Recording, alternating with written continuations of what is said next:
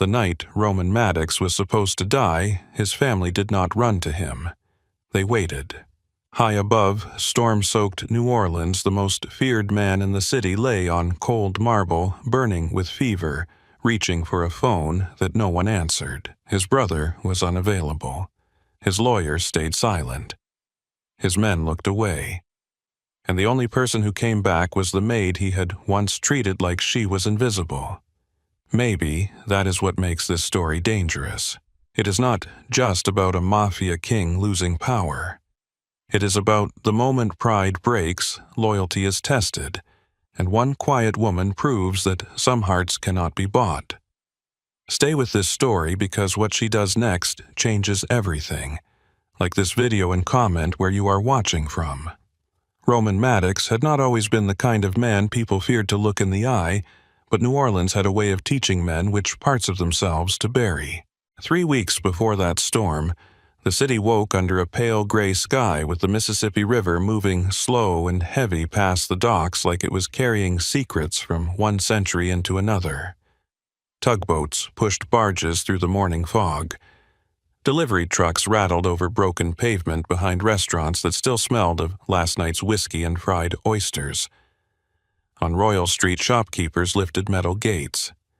In the French Quarter, the first tourists wandered out with coffee cups in hand, unaware that half the buildings they admired belonged in one way or another to Roman Maddox. His name did not appear on every deed. It did not need to. Roman owned a private security firm with city contracts, 3 riverfront warehouses, 2 luxury hotels, a chain of restaurants, and a construction company that always seemed to win the right bids at the right time. Beneath all of that sat the part nobody mentioned in daylight. Gambling debts, union pressure, port favors, political leverage, men who collected money with soft voices and hard eyes. Roman had built his kingdom without raising his voice. That was what scared people most. He was not loud. He did not slam tables. He did not wear gold chains or make threats he did not intend to keep. He walked into rooms in dark suits, no tie, no wasted movement, and men twice his size found themselves standing straighter. His hair was black with silver at the temples. His face had sharp lines, the kind carved by discipline rather than age. His eyes were dark and patient, which made them worse than angry eyes. Angry men rushed. Roman waited. At 44, he had already learned that fear worked best when it arrived quietly. That morning, he stood at the glass wall of his penthouse above the river, holding a cup of black coffee. Far below, the city moved under him. Horns, sirens, church bells, street music, all softened by height and expensive glass. His home occupied the top floor of a tower near the warehouse district. All marble floors, steel-framed windows, low leather furniture, and art chosen by consultants who knew price better than beauty. There was no family noise in that penthouse. No wife calling from another room. No children leaving toys underfoot. No music unless Roman chose it. Only the hush of climate control, the faint tick of an antique clock, and the sound of a woman cleaning in the kitchen. Ella Parker wiped the counter with slow, careful strokes, making sure not to move anything more than an inch. In homes like this, objects had rules. Glass bowls faced certain directions. Books sat at exact angles. Flowers had to look alive, but never wild. Rich people paid for perfection and called it peace. Ella knew better than to disturb a man's peace before 9 in the morning. She was 24, with tired brown eyes that noticed more than they revealed dark hair pinned at the back of her neck, and hands made rough by bleach soap, and years of doing work other people pretended not to see. Her uniform was simple. White blouse, black pants, flat shoes, no jewelry except the thin silver cross her grandmother had given her when she left Mississippi. The agency had told her to be discreet. Ella had learned discretion long before the agency. She had learned it in a small house outside Jackson where bills sat on the kitchen table like threats, and grown-ups whispered about money after children were supposed to be asleep. She had learned it in hospital waiting rooms, watching nurses move with tired kindness, while doctors spoke in words her grandmother did not understand. She had learned it at 13, when her mother died from an infection that started small, then spread because nobody had the money or time to catch it early. After that, Ella noticed bodies. A hand pressed too long against a rib, a cough swallowed behind a closed fist, a face pretending not to hurt. People told lies with their mouths. Their bodies rarely bothered. She had been cleaning Roman Maddox's penthouse for nearly 6 months. 3 days a week, sometimes 4 if there was a dinner meeting, or one of his men tracked mud across the entry floor. She did not like him. Liking had nothing to do with it. She worked, got paid, went home and placed folded bills into an envelope marked School Fund. Nursing school was not a dream to her. Dreams were soft. Nursing school was a plan. A plan with tuition numbers, application deadlines, community college credits, and late-night study sessions under a lamp that flickered when the air conditioner kicked on. She wanted a life where she could walk into a room and know how to help before it was too late. She wanted the knowledge that might have saved her mother. She wanted something nobody could take unless she handed it over. Roman turned from the window. His coffee cup was almost empty. Ella felt his attention before she saw him looking. Men like Roman did not glance. They measured. "Miss Parker," he said. "Yes, Mr. Maddox. The glass table in the sitting room has streaks. I'll get it. I asked for it done before 8. It was done before 8. He stared at her. She held his gaze for one breath, then lowered her eyes just enough to keep her job. "The sun hits it from the east at this hour," she said. "Shows things that weren't visible earlier. I'll fix it." Roman said nothing. That was his way of allowing an answer to live. Ella picked up the cloth and glass spray from beneath the sink. As she passed him, she caught the faint scent of his cologne cedar and smoke, expensive but restrained. She also caught something else. A rough breath. Too short. Too tight. Roman turned back toward the river before she could study him. She cleaned the glass table in the sitting room. The entire time she felt him behind her, not near, but present. He had that effect. Even standing still, Roman filled rooms. The penthouse seemed built around him as if the stone and steel had agreed to serve one man's silence. On the table beside the sofa sat an old book with a cracked spine. Not a display copy. The pages were worn soft at the edges. Ella recognized the title because she had seen it on a library shelf once, but never checked it out. Roman noticed her looking. "You read?" he asked. Ella straightened. "When I have time." "That was not what I asked." She folded the cloth in her hand. "Yes." "What?" "Anything I can get from the library. Mostly novels. Some anatomy books lately." "Anatomy for school." His expression did not change, but his eyes sharpened. "You are in school." "Not yet." "Then you are not in school." Ella swallowed the first answer that rose in her throat. "No, Mr. Maddox. Not yet." He picked up his coffee cup and walked toward the study. The conversation was over because he had ended it. Ella watched the door close behind him and returned to the table. She had worked for enough wealthy people to know the difference between curiosity and judgment. Roman Maddox asked questions like a man inspecting locked doors. If he found weakness, he remembered where it was. By noon, the penthouse had visitors. The private elevator opened and Caleb Maddox stepped out like he owned the air. He looked younger than Roman, though not by much. Where Roman was dark stone, Caleb was polished brass. Light brown hair swept back, blue eyes that smiled before his mouth did, tailored suit in a softer shade than Roman ever wore. He had the easy charm of a man who knew people relaxed around him and the cold patience of a man who used that relaxation against them. 2 men followed him, both broad-shouldered, both careful not to touch anything. Ella was replacing towels in the guest bath when she heard Caleb's voice carry through the hall. "Brother, tell me you ate something today." Roman's reply was lower. "Tell me you came with something worth my time." Caleb laughed. There was warmth in it, but not much. Ella paused with a folded towel in her hands. She did not mean to listen. That was another lie rich people liked to believe about workers, that ears stopped working when hands were busy. The men moved into the sitting room. Caleb said, "The riverfront bid is done. City council signs next week. Our friend on the permit board wants reassurance." "He has been reassured twice," Roman said. "He wants a third time. Then he is nervous. He is greedy. Greed is manageable. Nerves are dangerous." A glass clinked. Caleb lowered his voice, but not enough. "You know I could handle the meeting. He likes me.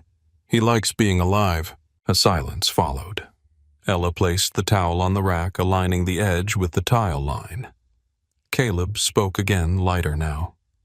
"You ever get tired of reminding every room who is in charge no?" I figured. Something about that last answer sat in the air like smoke. Ella stepped into the hallway, carrying the laundry basket. Caleb turned and saw her. His smile widened, but his eyes did not join it. "There she is," he said. "The quiet one." Ella kept walking. Roman's voice stopped her. "Miss Parker." She turned. "Yes, Mr. Maddox. You can finish upstairs." "There is no upstairs," Roman Caleb said, amused. Roman looked at him. The amusement disappeared. "I'll finish the bedrooms," Ella said. As she passed Caleb, he leaned slightly toward one of the men beside him and said in a voice made to be heard, "At least this one understands furniture should not talk." Ella did not react. That was another skill poverty taught early. Do not flinch every time someone throws a stone. They start to enjoy the sound. In Roman's bedroom, she changed the sheets with quick, controlled movements. The room was immaculate in a way that felt less like cleanliness and more like defense.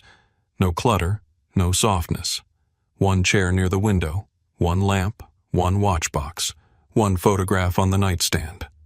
The photograph was of a woman standing in front of an old brick house with a garden behind her. She had dark hair, tired eyes, and the kind of smile that looked like it had survived grief without becoming bitter. Roman's mother, Ella, guessed. The frame was worn at the corners. The glass was spotless. That told her more than any conversation could. She dusted around it carefully and did not move it. By late afternoon, the meetings were done. Caleb left first, still smiling. Roman stayed in the study with the door partly open. Ella packed her supplies in the kitchen and checked the counters one last time. Then she heard it. A cough. Not polite, not small. A deep, ugly sound that seemed to tear through Roman's chest. It stopped suddenly, as if he had strangled it by force. Ella stood still. Another cough came muffled this time. Then silence. She walked to the study doorway. Roman stood beside his desk with one hand braced on the leather chair. In his other hand was a white handkerchief folded too quickly. "Mr. Maddox." He did not turn. "You are done for the day," he said. "You sound sick." "I sound like a man who expects his staff to know when to leave." Ella looked at his hand. A corner of the handkerchief showed red before his fist closed around it. Her stomach tightened. "My grandmother used to say blood in a cough is not something to negotiate with. Your grandmother does not work here." "No, I do." He turned then. The look he gave her would have made most people apologize for breathing too loudly. Ella did not apologize. "I can call your doctor," she said. "If I need a doctor, I will call one. You might not be the best judge of that." His jaw set. "Be careful, Miss Parker." There it was again. The warning. Calm, almost gentle, which made it worse. Ella picked up her bag. "Yes, Mr. Maddox." She left because she needed the job. But as the elevator descended, she saw the red on that handkerchief in her mind. A small streak. Easy to dismiss. Easy to hide. The kind of thing that killed people because pride told them it was nothing. 2 days passed.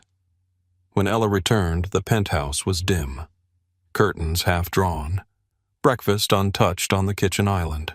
Roman's coffee sat cold beside the machine with the sugar cube dissolved at the bottom.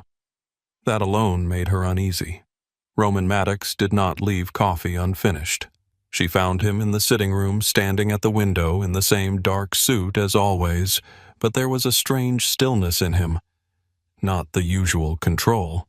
Something locked down too tightly. His face was pale beneath the warm reflection of the glass. "Good morning," Ella said. He did not answer. She moved closer slowly. "Mr. Maddox, I heard you. You did not answer. I was not aware we had a social arrangement." Ella set her bag down. "Did you sleep?" He turned his head just enough to look at her. "That is not your concern. The sheets are still tucked in. Your coffee is cold. There are pills on the counter that have not been opened. You are sweating, but the room is cold." For a moment, his eyes went flat. "What else have you noticed?" The question was quiet. Dangerous. Ella understood then that Roman did not like being seen. Not truly. Men like him made careers out of watching others while revealing nothing. To be noticed by a maid was not just irritating. It was an insult to the order of his world. She chose her next words with care. "I noticed you might need help." "You noticed wrong." He walked past her toward the study. His steps were measured. At the 5th step, his hand brushed the wall. Barely. Most people would have missed it. Ella did not.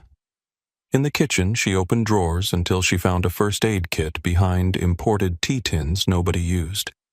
Inside were bandages, antiseptic pain relievers, and a digital thermometer still sealed in plastic. She set it on the counter beside a glass of water. Roman emerged from the study 20 minutes later. His eyes went to the thermometer. "No. You have not heard the question."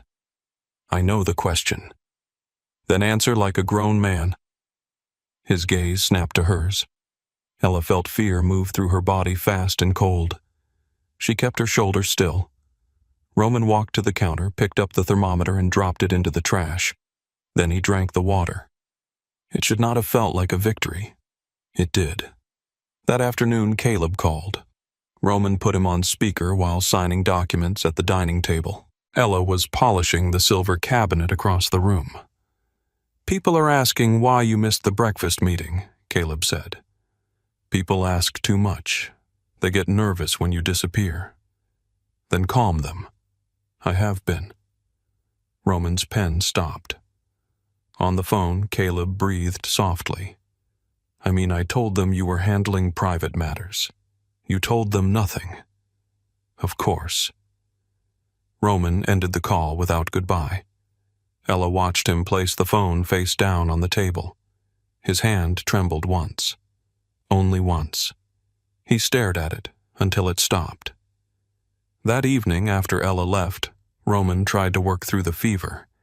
He read contracts without seeing words. He took calls and answered in sentences so short men on the other end began to sweat. He stood at the window and let the city blur below him. His chest hurt with each breath.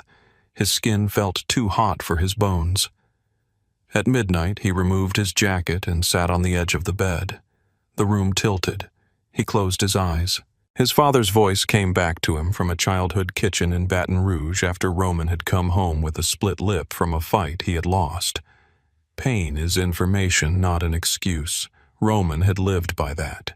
Pain told you where you were weak. You covered it, corrected it, used it. You did not bow to it. He stood. The floor shifted beneath him. He made it to the bathroom before his legs gave out. Marble hit his shoulder first, then his hip. The impact stole the breath from his lungs. For several seconds he lay there staring at the base of the vanity, listening to his own breath rattle in his chest. He hated the sound. Weakness had a sound. Now it was coming from him. In the morning, Ella found the penthouse too quiet again. No coffee, no footsteps, no low voice from the study. She called once from the entry. "Mr. Maddox, nothing."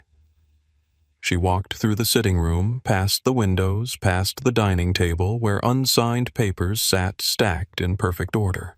Then she saw the bathroom door half open. Roman was on the floor. His shirt clung to his back. His face was turned toward the wall. One hand gripped the edge of a bath mat as if he had tried to pull himself up and failed.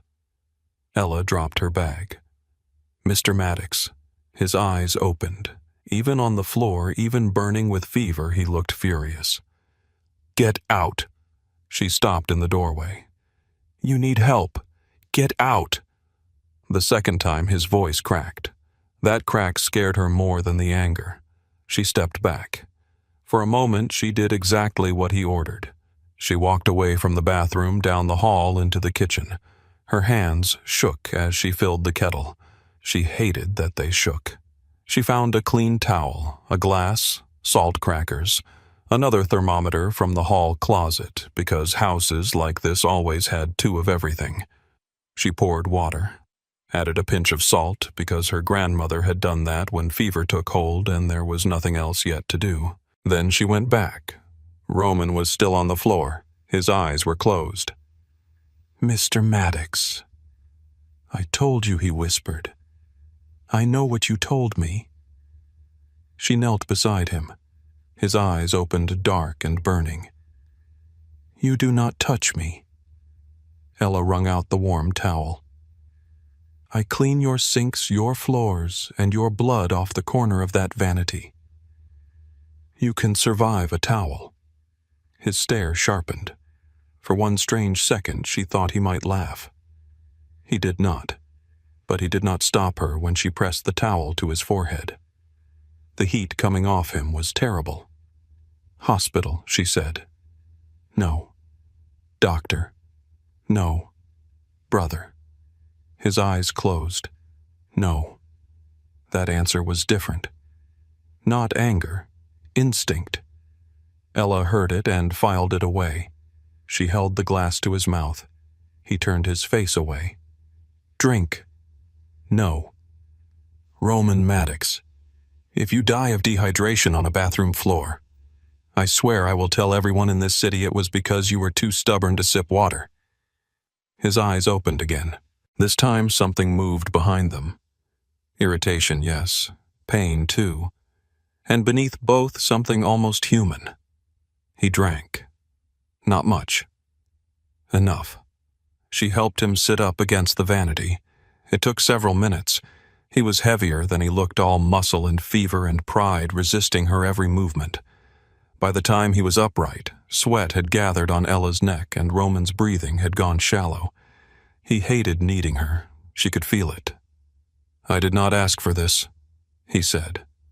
"No. Then why are you doing it?" Ella looked at him, at the powerful man on the floor, at the bloodless lips, at the fine suit ruined by sweat, at the room full of money where no one else had come. "Because somebody has to," she said. A sound came from the hallway, the private elevator. Ella turned her head, relief rising before she could stop it. Caleb stepped into the penthouse with his phone in one hand. He wore a cream-colored jacket and a look of mild inconvenience. Roman Ella stood. "In here." Caleb appeared in the bathroom doorway. He looked at his brother on the floor. For 1 second, his face was naked. Not worried, not grieving, calculating. Then concern slid into place. "Jesus, Roman." Roman's eyes opened. "Leave." Caleb glanced at Ella. "What happened?" "He collapsed," she said. "He has a high fever. He needs a doctor." Caleb stepped into the room, then stopped before getting too close. "Roman hates doctors. Roman is on the floor." Caleb's eyes cooled. "What was your name again, Ella?" "Ella. Right." He smiled without warmth. "The agency girl." Roman's voice scraped out. "Do not." Caleb looked down at him. Do not what help? Because that seems to be the family specialty today. Roman tried to push himself upright. His arm failed. Ella moved to steady him, but he jerked away from her touch. Caleb saw it, saw everything. Something small and sharp passed through his expression. You need rest, Caleb said. Privacy. I'll tell the others you're unavailable. Tell them nothing. Hard to do when half the city is asking where you are. Roman's breathing worsened. Ella stepped between them before she thought better of it. He needs a doctor now. Caleb looked at her as if the furniture had spoken again. Miss Parker, this is family business. Then act like family. The words left her mouth before caution could catch them. The bathroom went silent. Roman stared at her. Caleb stared longer. Then he smiled. Softly. That is an expensive tone for a woman on hourly pay. Ella felt the warning, but she did not move. Caleb crouched beside Roman, careful not to let his trouser knee touch the floor. I'll handle everything, he said. Roman's eyes were fever bright. You always wanted to. Caleb's smile faded. For a moment, the brothers looked at each other with an old hatred that had learned to wear family skin. Then Caleb stood. I'll call Graham, he said. We will keep this quiet. Call a doctor, Ella said. Caleb did not look at her. He walked to the elevator. The doors closed behind him. No doctor came. By afternoon, Ella had managed to get Roman from the bathroom to the bed. He cursed her twice, threatened to fire the agency once, and nearly passed out before his head touched the pillow. She changed the sheets around him because fever had soaked them through. She opened the curtains halfway. She placed water on the nightstand. She called the agency and said Mr. Maddox required additional household support. The woman on the phone hesitated. We were told Mr. Maddox prefers reduced staff this week, by who I'm not authorized to discuss client instructions. Ella looked toward the bedroom where Roman slept like a man fighting something in his dreams.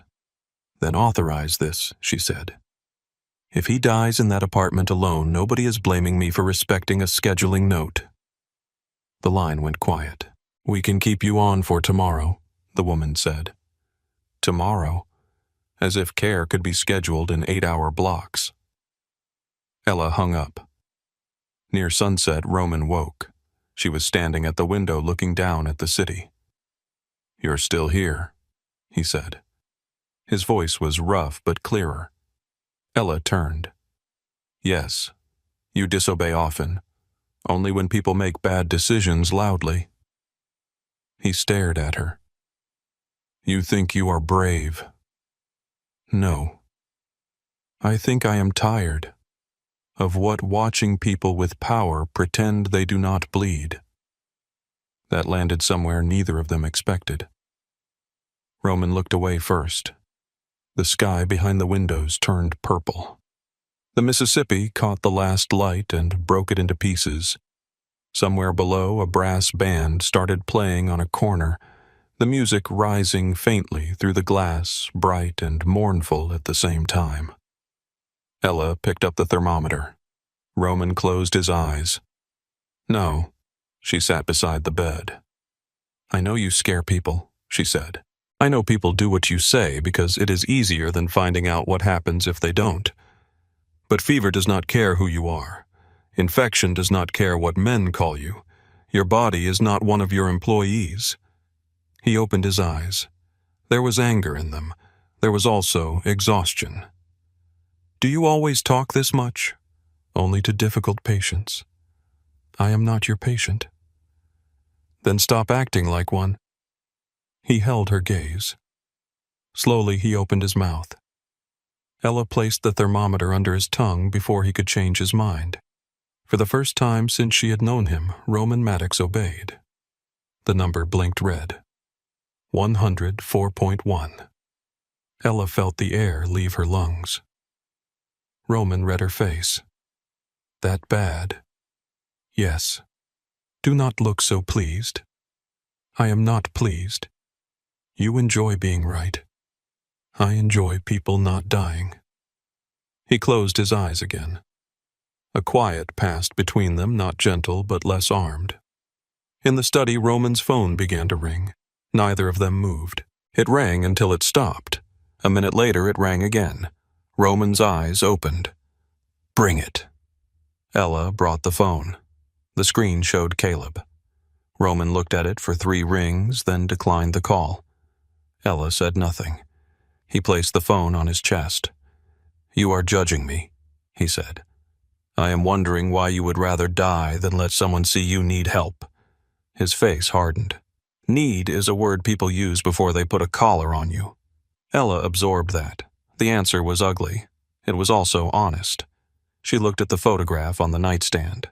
His mother's face smiled from behind clean glass. "Did she teach you that Roman's eyes followed hers?" The room changed. The temperature seemed to drop. "Leave the room," he said. Ella stood. This time she obeyed. In the kitchen, she washed the bowl she had used for broth and tried not to think about the way his voice had changed when she looked at that photograph. Not angry, exactly. Wounded. A locked door hit from the wrong side.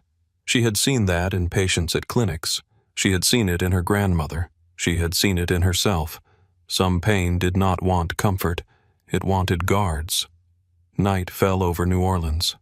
The penthouse lights reflected in the windows until the city looked doubled, one real and one ghostly.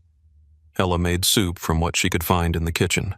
Chicken stock, rice, carrots, garlic, a little cayenne because this was Louisiana and bland food felt like surrender. She carried the bowl to Roman's room. He looked at it like an accusation. "I did not ask for that. I noticed. Take it away." "No." His eyes narrowed. "You forget yourself." "No," she said. "I remember exactly who I am.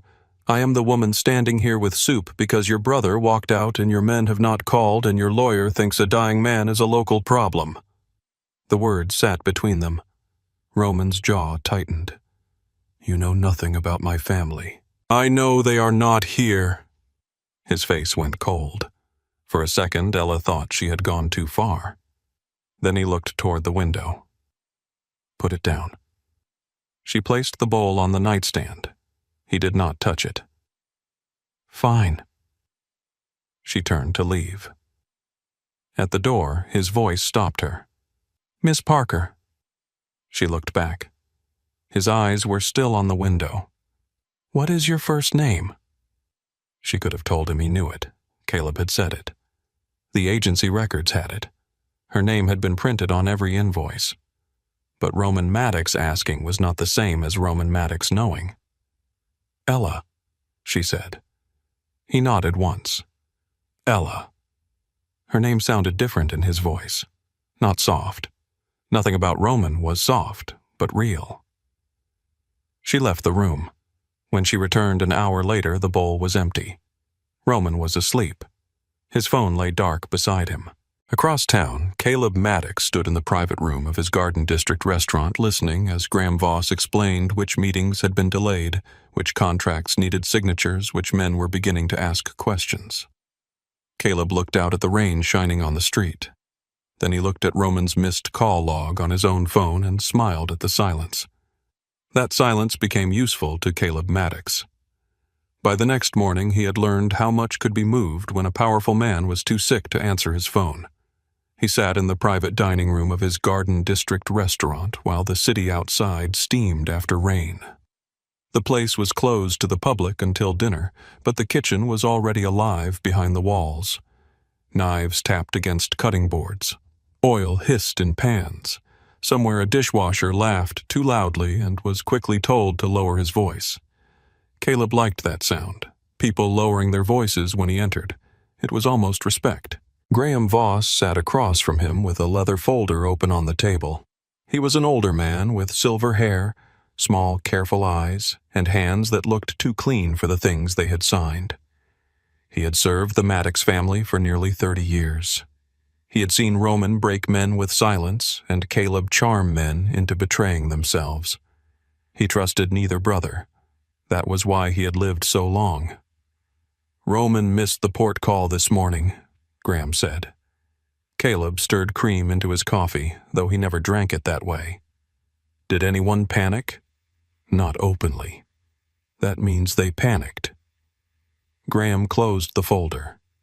They asked whether they should come to the tower. Caleb looked up. And what did you tell them? That Mr. Maddox is recovering from exhaustion and does not wish to be disturbed. Caleb smiled. You always had a gift for clean lies. They were your words, and your voice made them respectable. Graham did not return the smile. He is still alive, Caleb, for now. The room seemed to hold its breath after that.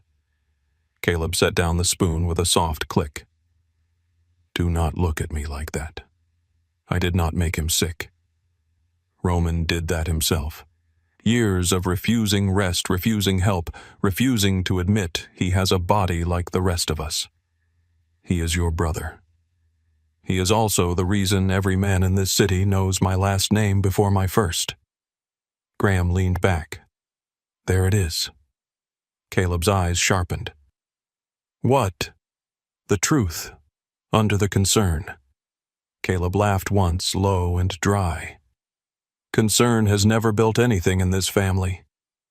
He stood and walked to the window. Outside, oak branches bent over the street, their leaves dark from rain. A black car idled at the curb. Two of Roman's men stood beside it, but their eyes kept drifting toward Caleb's restaurant. That pleased him more than it should have. For years, those men had walked past him to get to Roman. They had laughed at his jokes, accepted his envelopes, nodded when he spoke, but their loyalty had always belonged upstairs to the man in the dark suit who needed only one look to silence a room. Now Roman was sweating through sheets in a tower across town, and Caleb was standing. Move the Thursday meeting here, Caleb said. Graham was quiet. Caleb, do it. You cannot simply step into his chair. I am not stepping into anything. I am keeping the business stable while my brother recovers. And if he asks, Caleb turned from the window, then tell him stability was required. Graham studied him for a long moment. And if he does not recover, Caleb's face softened into something almost sad. Then at least one of us was thinking clearly. By noon, the calls began. A warehouse manager first, a hotel partner after that, a councilman who pretended he was only checking in, two captains from the West Bank, a union contact whose voice shook until Caleb told him everything remained under control. That was the phrase he used all day. Under control. Men loved those words. They did not care who spoke them so long as someone did. By nightfall, the center of Roman's empire had shifted a few miles across the city, not with gunfire, not with blood, not even with an announcement, only with answered calls. At the penthouse, Roman heard none of it. His world had shrunk to fever water curtains, and the woman who kept walking in after he ordered her out. Ella arrived the next morning with her hair pulled back and dark half-moons beneath her eyes. She had slept badly. Every time she closed her eyes, she saw Roman on the bathroom floor, his pride cracked open just enough for fear to show through. She told herself she was not worried about him. Worry was too personal.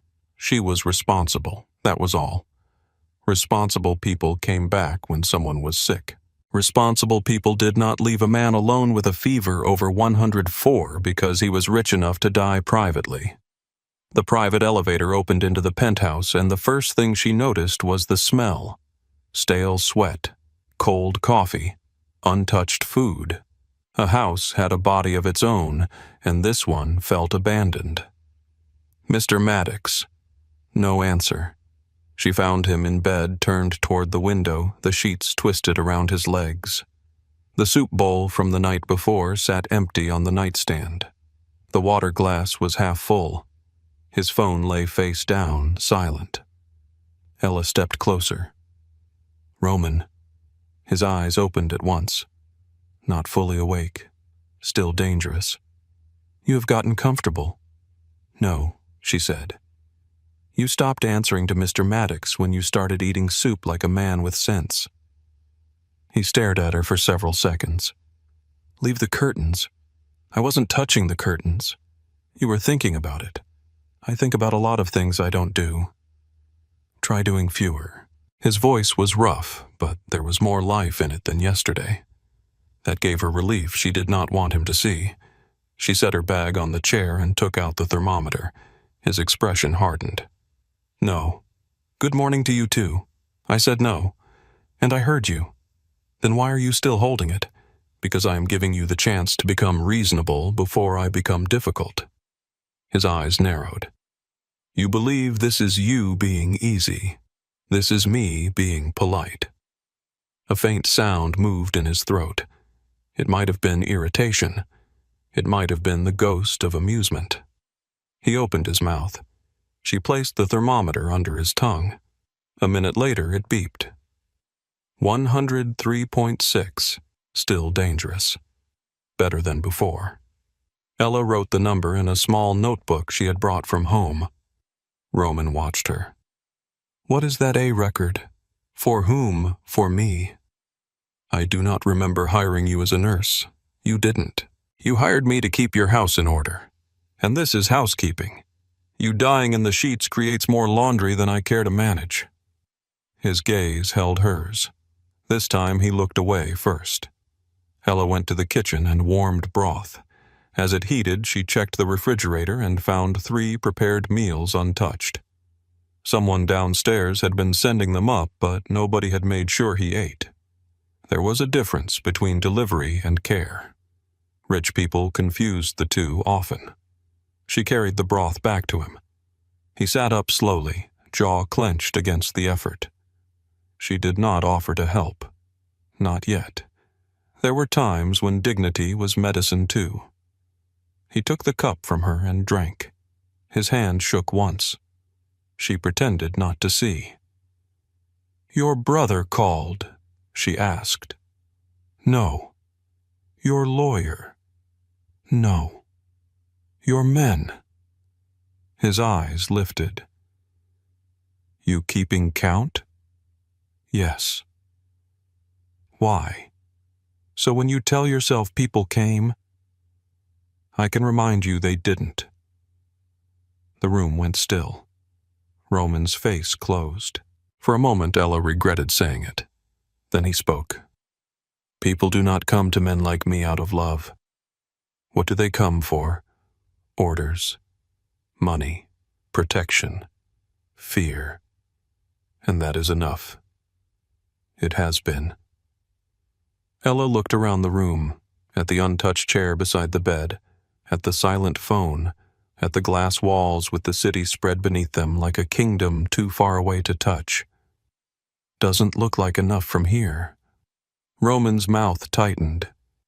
"You speak boldly for someone who can be replaced by noon." Ella felt the words strike, but she did not let them move her face. "That would be impressive," she said. "The agency barely answers before 10. His stare was sharp. "You think humor makes disrespect safer?" "No. I think disrespect with no humor makes people unbearable." For a heartbeat the room almost softened. Then his phone rang. Both of them looked at it. Caleb. Roman watched the screen until it went dark. Ella said nothing. It rang again. Roman did not answer. On the third call, he turned the phone off and placed it beneath the pillow like a man hiding a weapon. "Why won't you pick up?" Ella asked. "Because I know what he wants." "What does he want?" Roman closed his eyes. "Proof." "Proof of what?" "That I am weaker than he hoped." Ella stood there with the empty cup in her hand. Outside, clouds moved over the river, dulling the city's light. "Maybe he wants to help." Roman opened his eyes. The look he gave her was not cruel.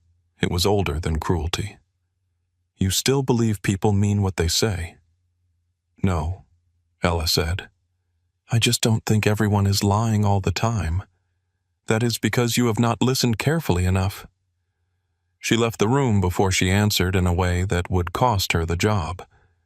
In the kitchen, she washed the cup harder than necessary. She was angry at him, angry at his pride, his suspicion, his ability to turn even fear into an insult. But beneath that anger was something worse. Pity. She hated feeling pity for him. Pity made people careless. It made them forget the difference between a wounded man and a safe one. Roman Maddox might have been sick, but he was still Roman Maddox. A man like that did not become harmless because his lungs rattled.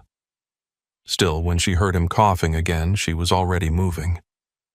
By the fourth day of Roman's illness, the penthouse had become a place of two worlds. In one world, Caleb's name traveled through restaurants, back rooms, construction offices, and private calls with increasing ease. He chaired meetings with Roman's captains at the Garden District restaurant and sat at the head of the table as if he had been born there. He did not claim the throne. He simply kept the chair warm. That was what he told them. The men believed him because it was easier than choosing doubt. In the other world, Ella changed sweat, soaked sheets, monitored fever, opened windows for air. Roman complained about and cooked food he insulted before eating. At times he was unbearable. At times he was silent for hours. At times, fever loosened something in him, and he spoke like a man answering questions from another room. On the sixth evening, Ella found him sitting in the dark. The city lights reflected across the glass, cutting his face into pieces. "You should turn on a lamp," she said. "No. You like sitting in the dark, I like knowing what can see me." Ella paused at the doorway. "That sounds lonely. It sounds practical. Same thing sometimes." He did not answer. She came in with a bowl of rice and chicken. He looked at it. "I am tired of soup." "Good. This is not soup. It is close enough. You are welcome."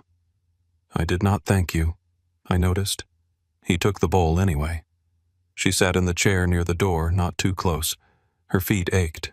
Her back hurt. She had already cleaned 2 other apartments that morning before coming here unpaid because the agency had cut her extra hours again. She should have gone home. She should have eaten dinner from a can and studied anatomy until her eyes blurred. Instead, she was watching a mafia king push rice around a bowl like a stubborn child. Roman noticed her exhaustion. "You look tired." "So do you." "I am ill. I work for rich people. Same effect." His eyes moved to her face. "You resent them. I resent being invisible until something is dirty." He looked down at the bowl. "Visibility is overrated. That is something only visible people say." The words slipped out quietly. Not anger. Truth. Roman absorbed them. Outside, a siren wailed faintly and faded toward the river. "My mother used to say something like that," he said. Ella did not move. Roman's gaze stayed on the bowl. She hated this life. Not the money. The money helped. She hated what it required from men. My father told her she had soft hands.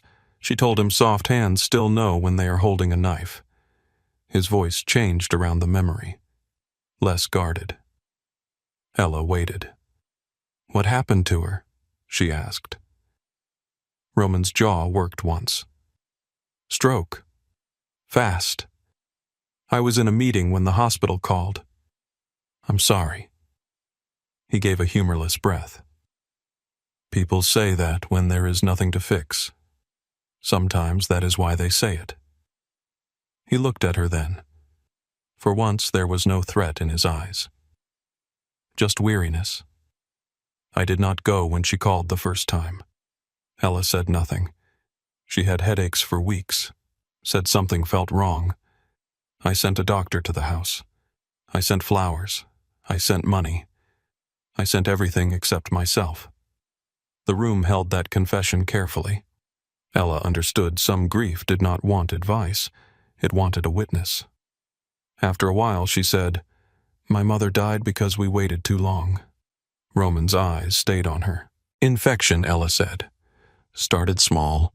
She kept saying she was fine because we didn't have money for bills. By the time my grandmother took her in, it had spread. I remember the doctor's face when he realized how old I was, like he wished I had waited in the hall." Her voice remained steady. She had told the story before. That did not make it easier. It only made the path through it familiar. That is why Nursing Roman said, "It was not a question." Ella nodded. "That is why nursing." He set the bowl down. For a moment, the difference between them filled the room. His world had too much money and not enough presence. Hers had too little money and not enough time. Both had lost women who might have lived in a kinder version of the world. Roman leaned back against the pillows, exhausted. "You should go home, Ella." She should have. Instead, she picked up the bowl. "I will after I check your temperature." He closed his eyes. This time, he did not refuse. 2 days later, the storm season rolled back over New Orleans. The air grew thick by noon. Thunder muttered beyond the river. The sky turned a bruised green over the rooftops, and the city moved with that strange calm people have when they know weather is coming and cannot stop it. Ella arrived late because the streetcar had stalled and the rain had already begun by the time she reached the tower. Her shoes were wet. Her hair had come loose at her temples. Miles Turner, the night guard, was still at the front desk, though his shift should have ended. He stood when he saw her. "Miss Parker." "Miles." He glanced toward the private elevator. "You been checking on him?" "Yes." Miles lowered his voice. "Strange week." Ella looked at him. "What do you mean?" "People who used to come every day stopped coming. Men downstairs asking questions they already know the answers to. Mr. Caleb's assistant called this morning and told us not to disturb the 47th floor unless there's a fire." Ella felt her stomach tighten. Did Mr. Maddox say that Miles shook his head? "I have worked security for 20 years. When a man wants privacy, he says so himself." The elevator opened. Ella stepped inside. "Call me if something feels wrong," she said. Miles looked at her for a long second. "You sure you want that responsibility?" "No," she said, "but I seem to have it anyway." Upstairs, Roman was worse. She knew before she reached the bedroom. The air felt wrong. Too hot. Too still. He was sitting on the edge of the bed, both hands gripping the mattress, his body rocking slightly forward and back. Small movement. Repeated. The kind people made when pain had taken over language. "Roman." He did not look up. "Leave." "No." His fingers tightened in the sheets. "I said leave, and I said no." She moved in front of him and crouched low enough to see his face. His skin was gray beneath the fever flush. Sweat ran down his temple. His breathing had a wet crackle at the end of each exhale. Fear went through her so sharply she almost reached for him. She forced herself to stay calm. "Look at me." His eyes lifted. They were bright and unfocused. "You need a doctor." "No hospitals." "I did not say hospital. I said doctor. No family doctor." "Then someone else." "No outsiders." Ella stared at him. "Do you hear yourself?" He tried to stand. His knees failed. She caught his arm, bracing herself against the bed. For a second, his weight leaned fully into her. Heat came off him through his shirt. His breath caught near her ear. He was stronger than her, larger than her, more dangerous than any man she had ever touched. But in that instant, he was also just a human body trying not to fall. "Do not," he whispered. "Do not what?" "Do not pity me." Ella held him steady. "I am trying not to drop you." His hand gripped her shoulder. Not hard enough to hurt, hard enough to need. That was worse for him. She helped him sit again. He looked at the floor like it had betrayed him. "Your brother has not come," she said. His eyes closed. "Do not. Your lawyer has not come." "Ella." "Your men have not come." His face tightened, but she kept going because the truth had become the only tool sharp enough to cut through his pride. "The agency cut my hours. Someone told the desk not to disturb you. Someone wants this room quiet, and you are helping them by refusing every person who might keep you alive." He looked at her then, not angry, struck. For the first time, Roman Maddox seemed to understand the shape of the silence around him.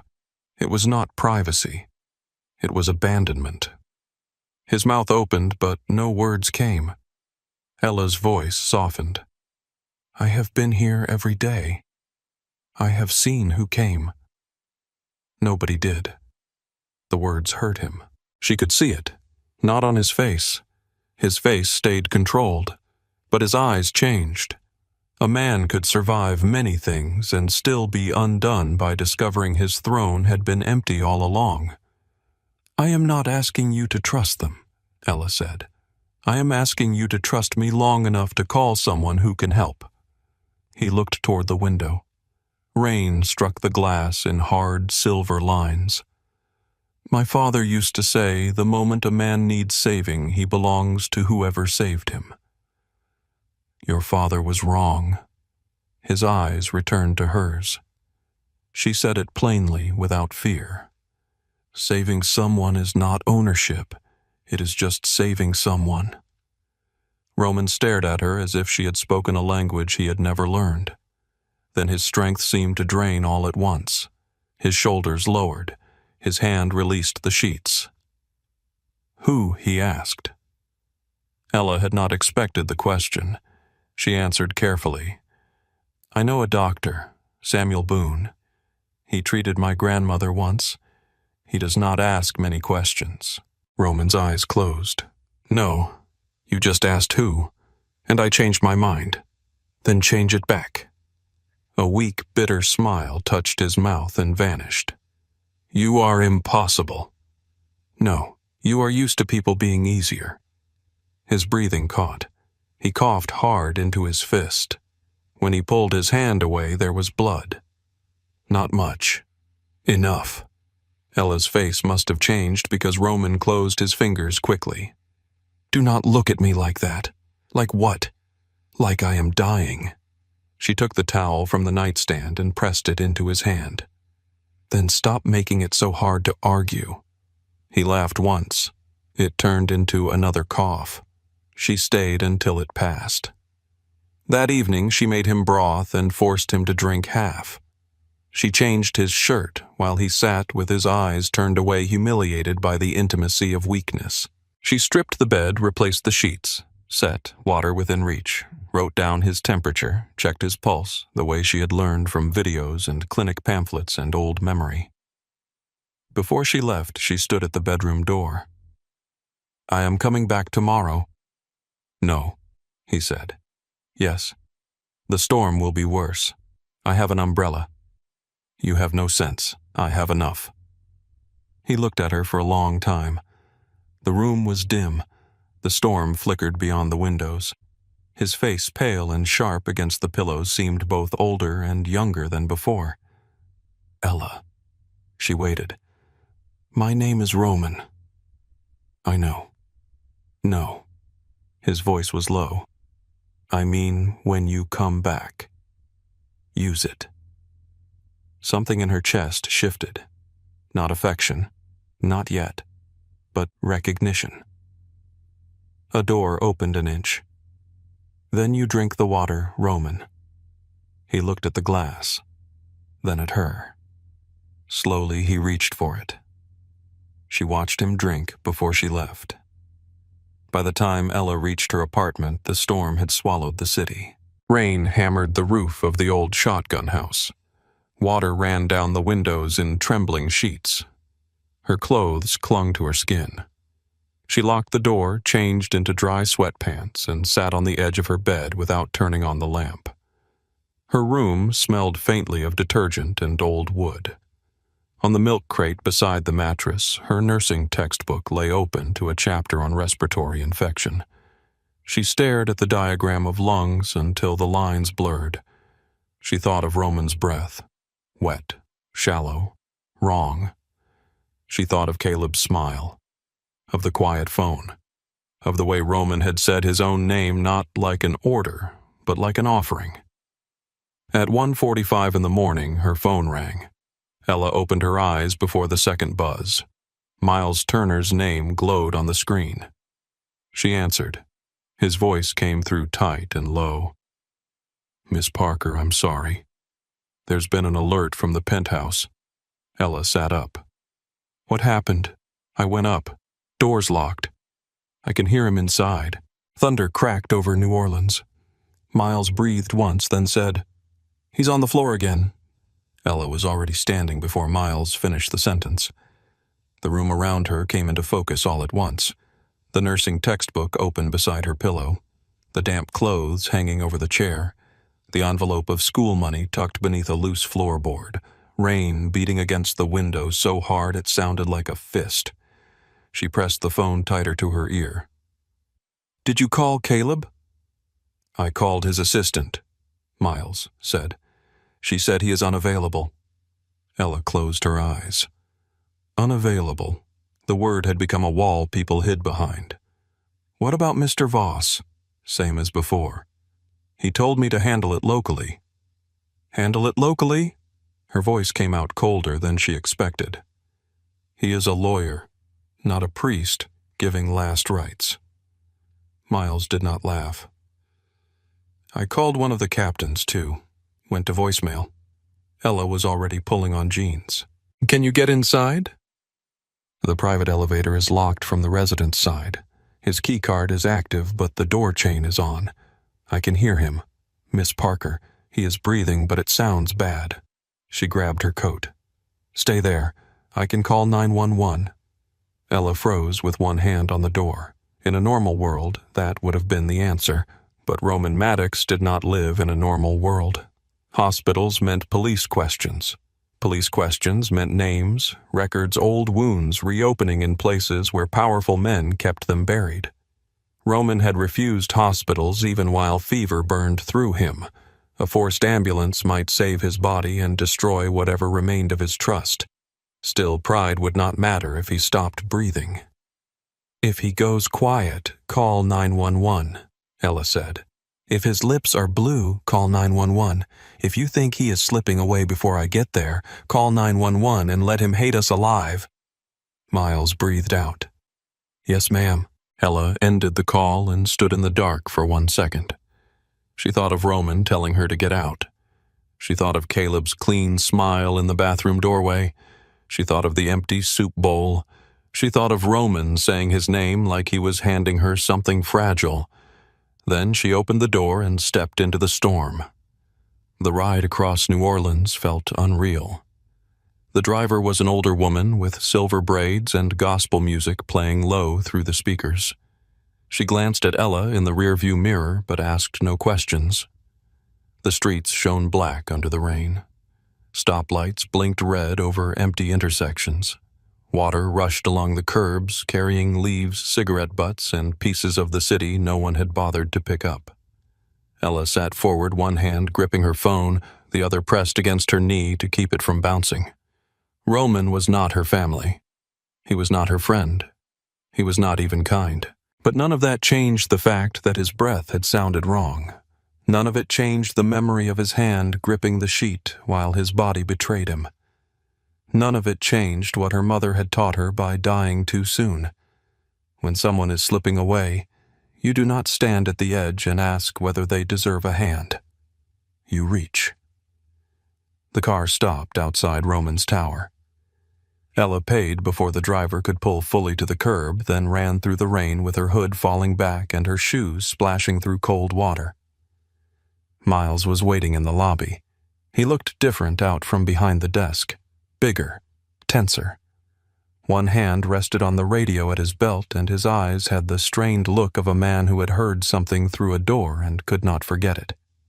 This way. They took the private elevator up together. The ride was silent except for the faint mechanical hum and Ella's breathing. She watched the floor numbers climb. 39, 40, 41.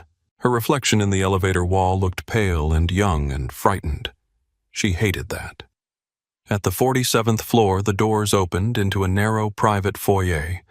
The main door to the penthouse stood closed. Miles had already removed the chain with a bolt cutter. It hung broken against the wood like a small confession. Ella pushed inside. The penthouse was dark. Not peaceful dark. Empty dark. The lights were off. The curtains were half drawn. The air smelled of fever and rain and something metallic beneath it. A glass had shattered near the hallway. Water spread across the marble from where Roman must have dropped it. Roman. A sound came from beyond the bedroom. Not an answer. A breath. Wet. Fast. Failing. Ella followed it. She found him in the hall between the bedroom and bathroom, curled on his side with one hand pressed against his chest. His cheek rested against the marble. His shirt was soaked through. His skin had gone gray under the fever flush, and his lips carried a faint blue shadow at the edges. For 1 second, Ella forgot how to move. Then training she did not yet have but had always wanted took over. She dropped to her knees beside him. "Roman, look at me." His eyes opened halfway. It took him a moment to find her. "You came back," he whispered. The words were barely there. She swallowed. "I told you I would." His mouth moved. Shouldn't have. Probably not. She touched his forehead and felt a heat that scared her. "Miles," she called. The guard appeared at the hallway entrance. "Get towels, blankets, anything warm, and bring every bottle of water you can find." "Yes, ma'am." Roman tried to shift. Pain dragged a sound from his throat. "Do not move," Ella said. His eyes fluttered. "Ordering me now." "Someone has to." She slid one hand under his head and checked his breathing as best she could. She had watched nurses do it. Count the rise. Listen for the rhythm. Watch the mouth. Watch the chest. His breaths came too fast, then caught, then came again with that wet crackle deep in his lungs. Pneumonia. The word sat in her mind like a stone. Maybe worse. She pulled her phone from her pocket and searched for the number she had saved years ago but never expected to use again. Dr. Samuel Boone answered on the 4th ring. His voice was rough with sleep. "Boone." "Dr. Boone, it's Ella Parker, June Parker's granddaughter." A pause. "Ella, what is it? I have a man here. 44. High fever for over a week. Wet cough. Blood once, maybe more." He collapsed. His breathing is shallow and crackling. Lips are turning blue. He refuses hospitals. The sleep left his voice. "Address." She gave it. "Does he have a pulse?" "Yes." "Conscious? Barely." "Any chest pain?" "He keeps grabbing his ribs and chest." "Keep him warm. Keep his head raised. Do not force him to walk. If he stops responding, call an ambulance, even if he threatens to buy the hospital and burn it down." Despite herself, Ella almost smiled. "That sounds like him. I will be there as fast as the streets allow." The line went dead. Miles returned with blankets and towels. Ella folded a towel and slid it beneath Roman's head, then raised him slightly with pillows from the bedroom. She worked carefully, afraid to hurt him, afraid not to move fast enough. Roman watched her through fever-bright eyes. "Who did you call a doctor?" "No." "Yes. No outsiders. You lost that vote when you passed out on the floor." He tried to speak again, but coughed instead. The sound tore through him. Ella turned him slightly so he would not choke, holding a towel near his mouth. When it passed, his body shook from the force of it. There was blood on the towel, more than before. Miles saw it and looked away. Ella did not. She folded the towel and placed it aside. Roman's eyes closed. "Stay with me," she said. "Tired. I know. Let me sleep." "No." His brow tightened. "Ella. No. You can hate me in the morning." His mouth twitched almost a smile, but it died before it became one. "Bossy. You noticed." While they waited, she kept talking, not because she knew it would help, but because silence felt too close to surrender. She talked about the rain, about the driver who had gospel music playing, about Miles looking like he wanted to fight the elevator, about how Roman's kitchen was stocked with food nobody knew how to make comforting. She told him he had the most useless, expensive pillows in Louisiana. She told him if he survived, she was throwing away every decorative towel in his bathroom, because towels that could not dry anything had no moral purpose. Roman drifted in and out. Sometimes his eyes opened. Sometimes he answered with a breath. Once he whispered Caleb Ella's hand stilled on the blanket. No. His eyes closed again. She did not know whether that comforted him or broke something further inside him. Dr. Boone arrived 31 minutes later carrying an old brown medical bag and wearing a raincoat over flannel pajama pants, as if the emergency had interrupted not sleep, but patience. He was tall and thin, with dark skin, gray hair cut close to his head, and eyes that had seen enough human suffering to stop being impressed by wealth. He stepped into the penthouse, looked once at the marble, the glass, the river view, then dropped to his knees beside Roman without a word about any of it. "Light," he said. Miles moved fast. Ella turned on the hall lamp. Dr. Boone checked Roman's pulse, pressed a stethoscope to his back, listened to his lungs, took his blood pressure, and clipped a pulse oximeter to his finger. His face did not change. That scared Ella more than if it had. "How bad?" she asked. "Bad." Roman's eyes opened. "Still here," he rasped. Dr. Boone glanced at him. "Barely. Try not to be proud about it." Roman blinked as if no doctor had spoken to him that way in his life. Dr. Boone turned back to Ella. "Severe pneumonia, likely both lungs, possible sepsis. His oxygen is low. Blood pressure is lower than I want. He needs hospital care." Roman's hand moved weakly. "No." Dr. Boone ignored him.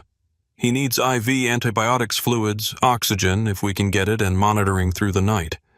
I can start treatment here, but if he gets worse, ambulance." No debate. Roman tried to focus on Ella. His eyes found hers. There was no command in them now, only a question he was too weak to ask. Ella understood with a heaviness in her chest.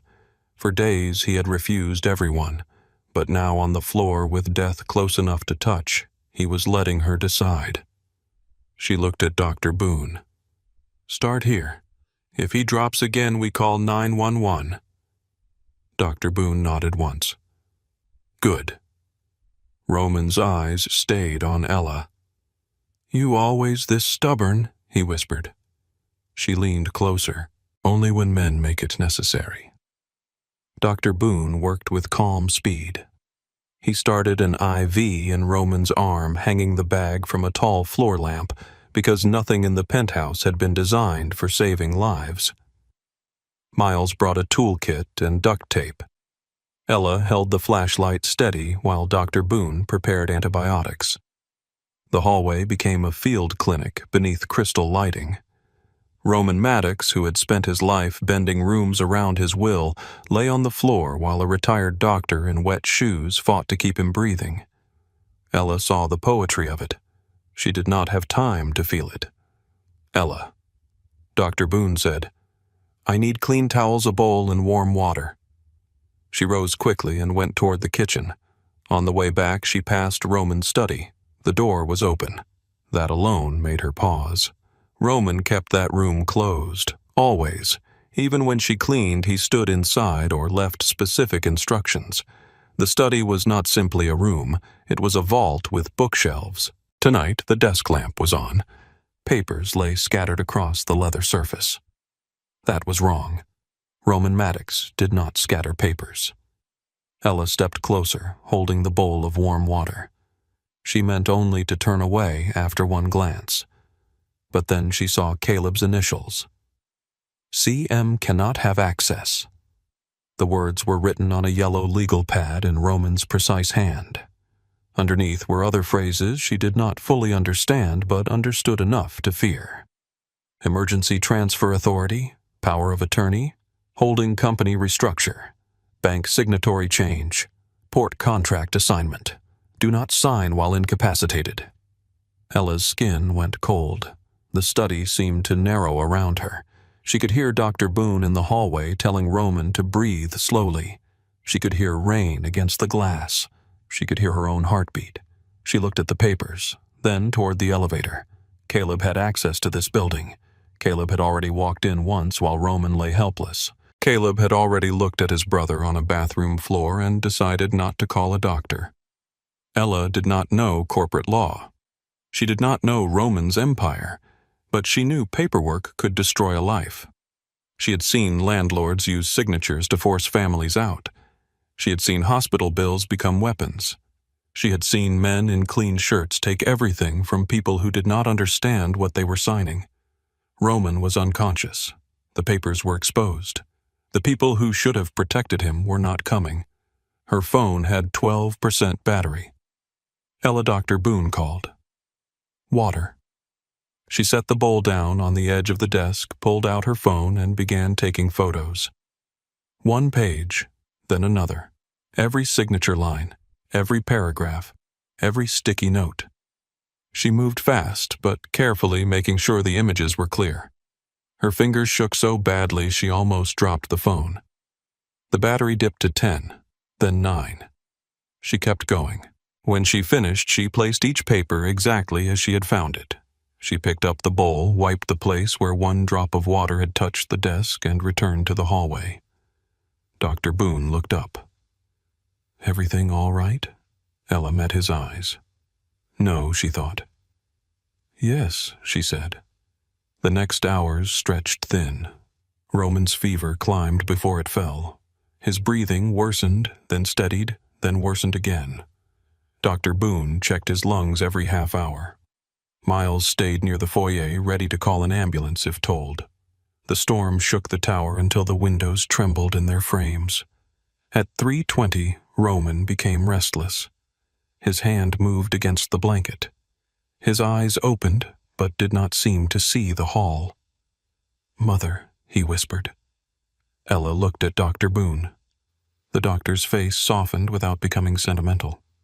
Fever talking. Roman's breathing hitched. Don't call him, he murmured. Don't call Caleb. Ella leaned close. No one is calling Caleb. His hand found her wrist. His grip was weak but desperate. He'll take it. The words were so faint she almost missed them. What, he'll take everything?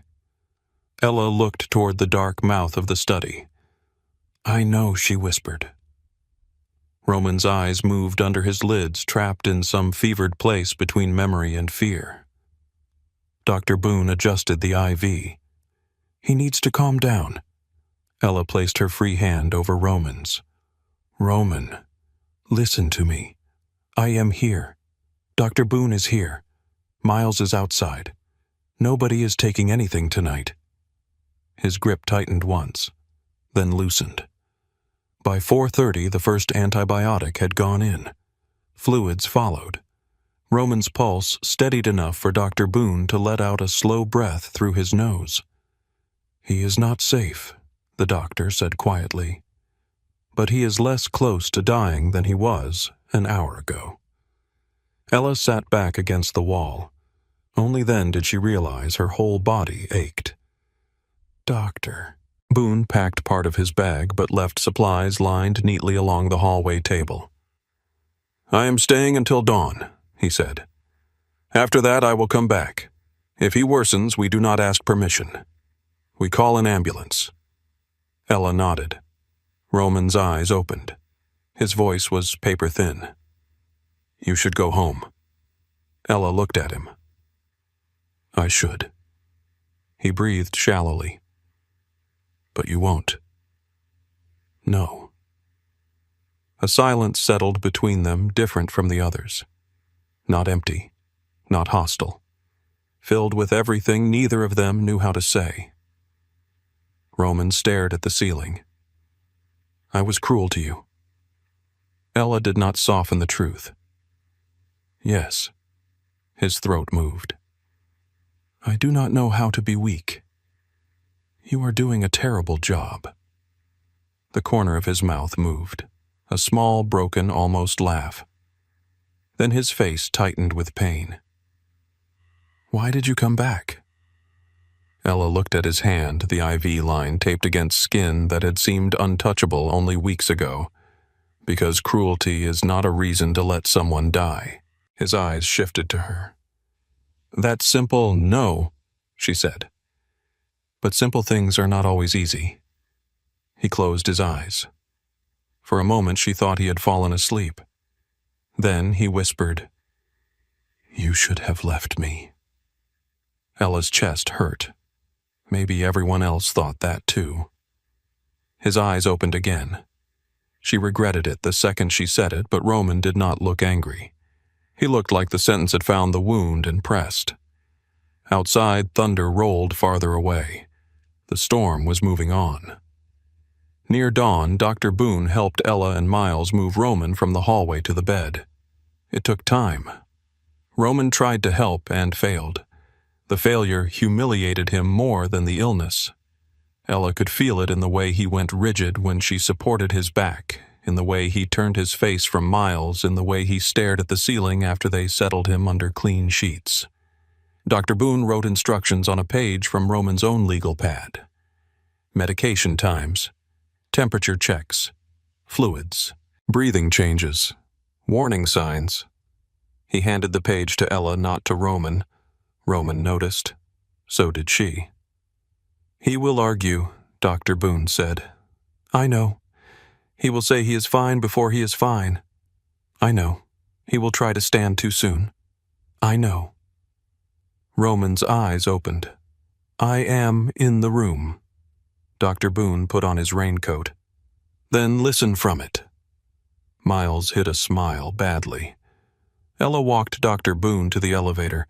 Before he stepped in, he turned to her. "You did well tonight."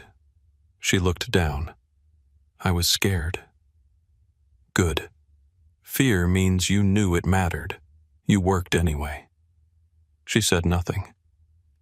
His gaze sharpened in the way old doctors had seeing the bruise beneath the skin.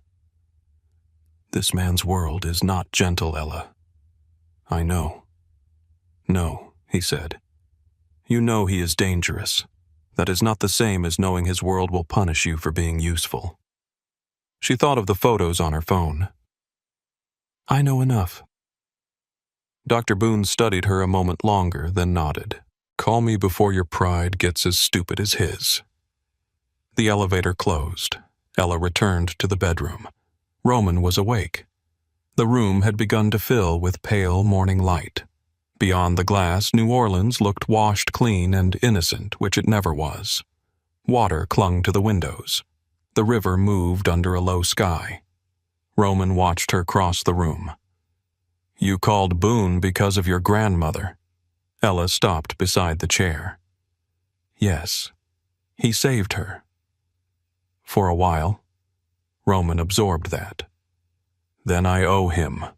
You owe him by taking the medicine. I owe you more." Ella looked away. She did not want that sentence. Debt was Roman's language.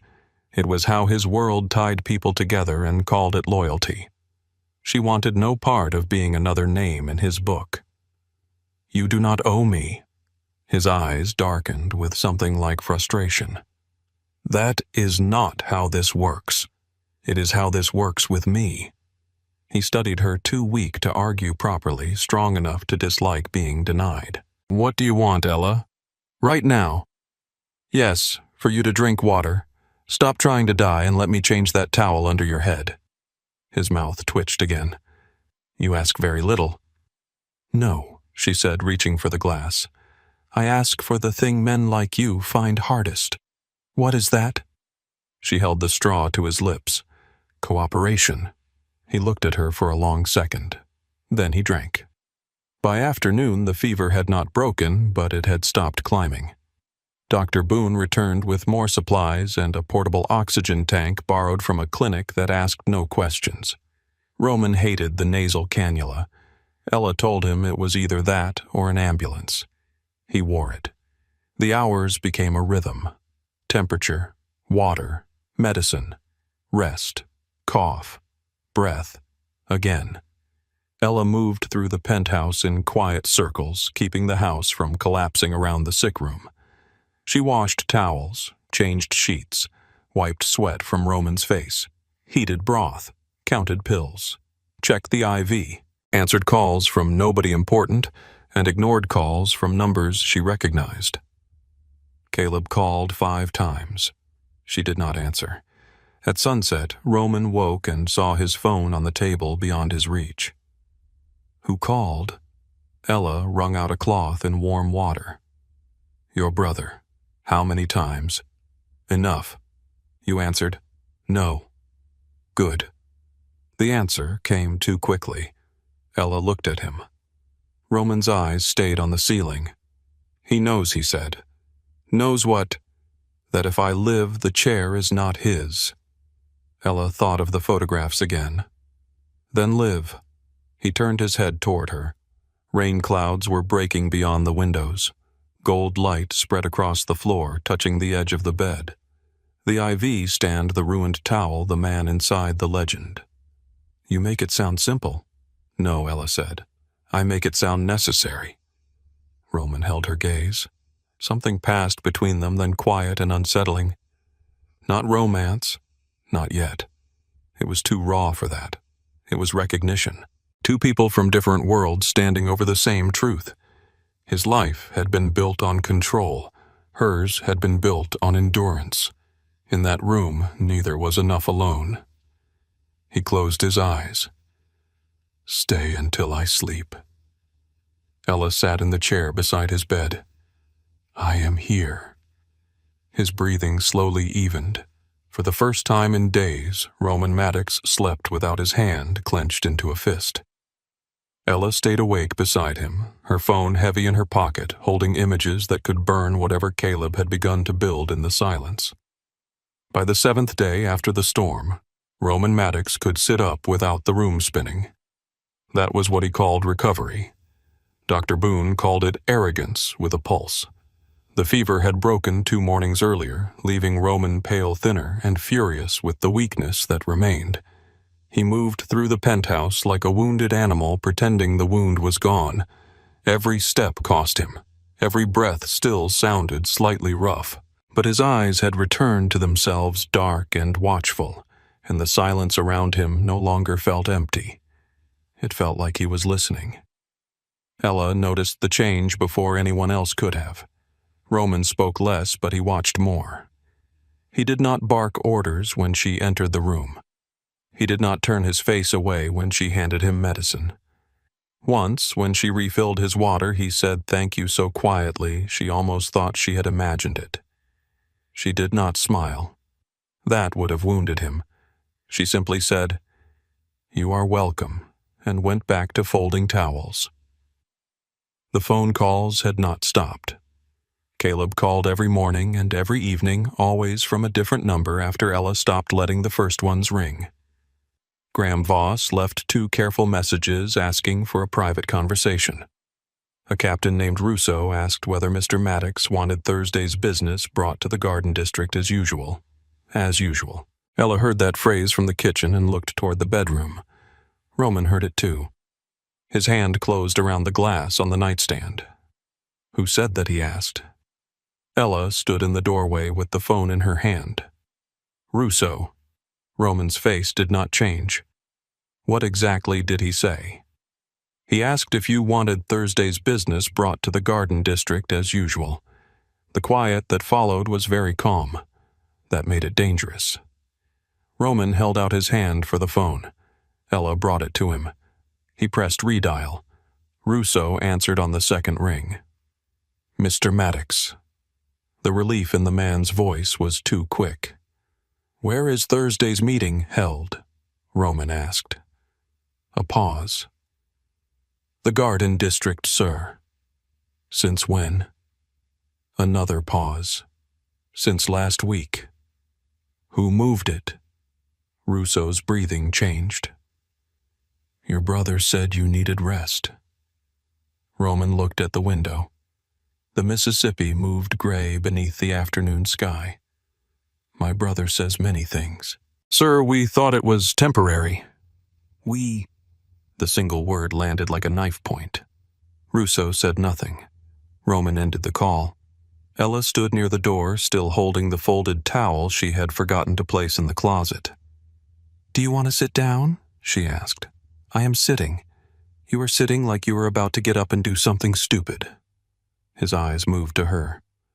A week earlier, that sentence would have earned her dismissal, maybe worse. Now Roman only looked tired. "How much did you hear while I was sick?" he asked. "Enough. That is not an answer. It is the safest one." His mouth tightened, but there was no anger in it. "You do not have to be safe with me." Ella almost laughed. Not because it was funny, because he believed he could make that true just by saying it. "Roman," she said gently, "you are still learning how not to scare the people helping you." He looked away first. That was answer enough.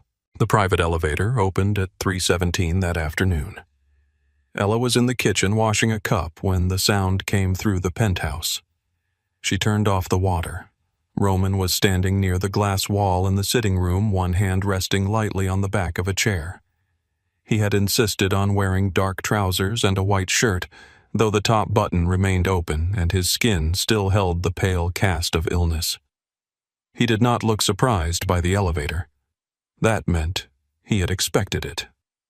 Caleb Maddox stepped into the penthouse as if he had never been unwelcome anywhere in his life. Two men came with him.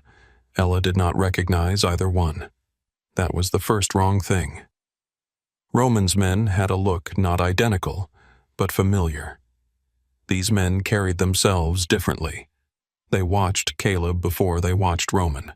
Their loyalty had already chosen a side. Caleb wore a navy suit and a pale shirt, no tie. His hair was perfect. His smile was careful. "Roman," he said, spreading his arms slightly. "You look better than the rumors." Roman did not move from the window, whose rumors Caleb's smile held. Concern travels fast. So does ambition. The two men behind Caleb shifted. "Not much." "Enough."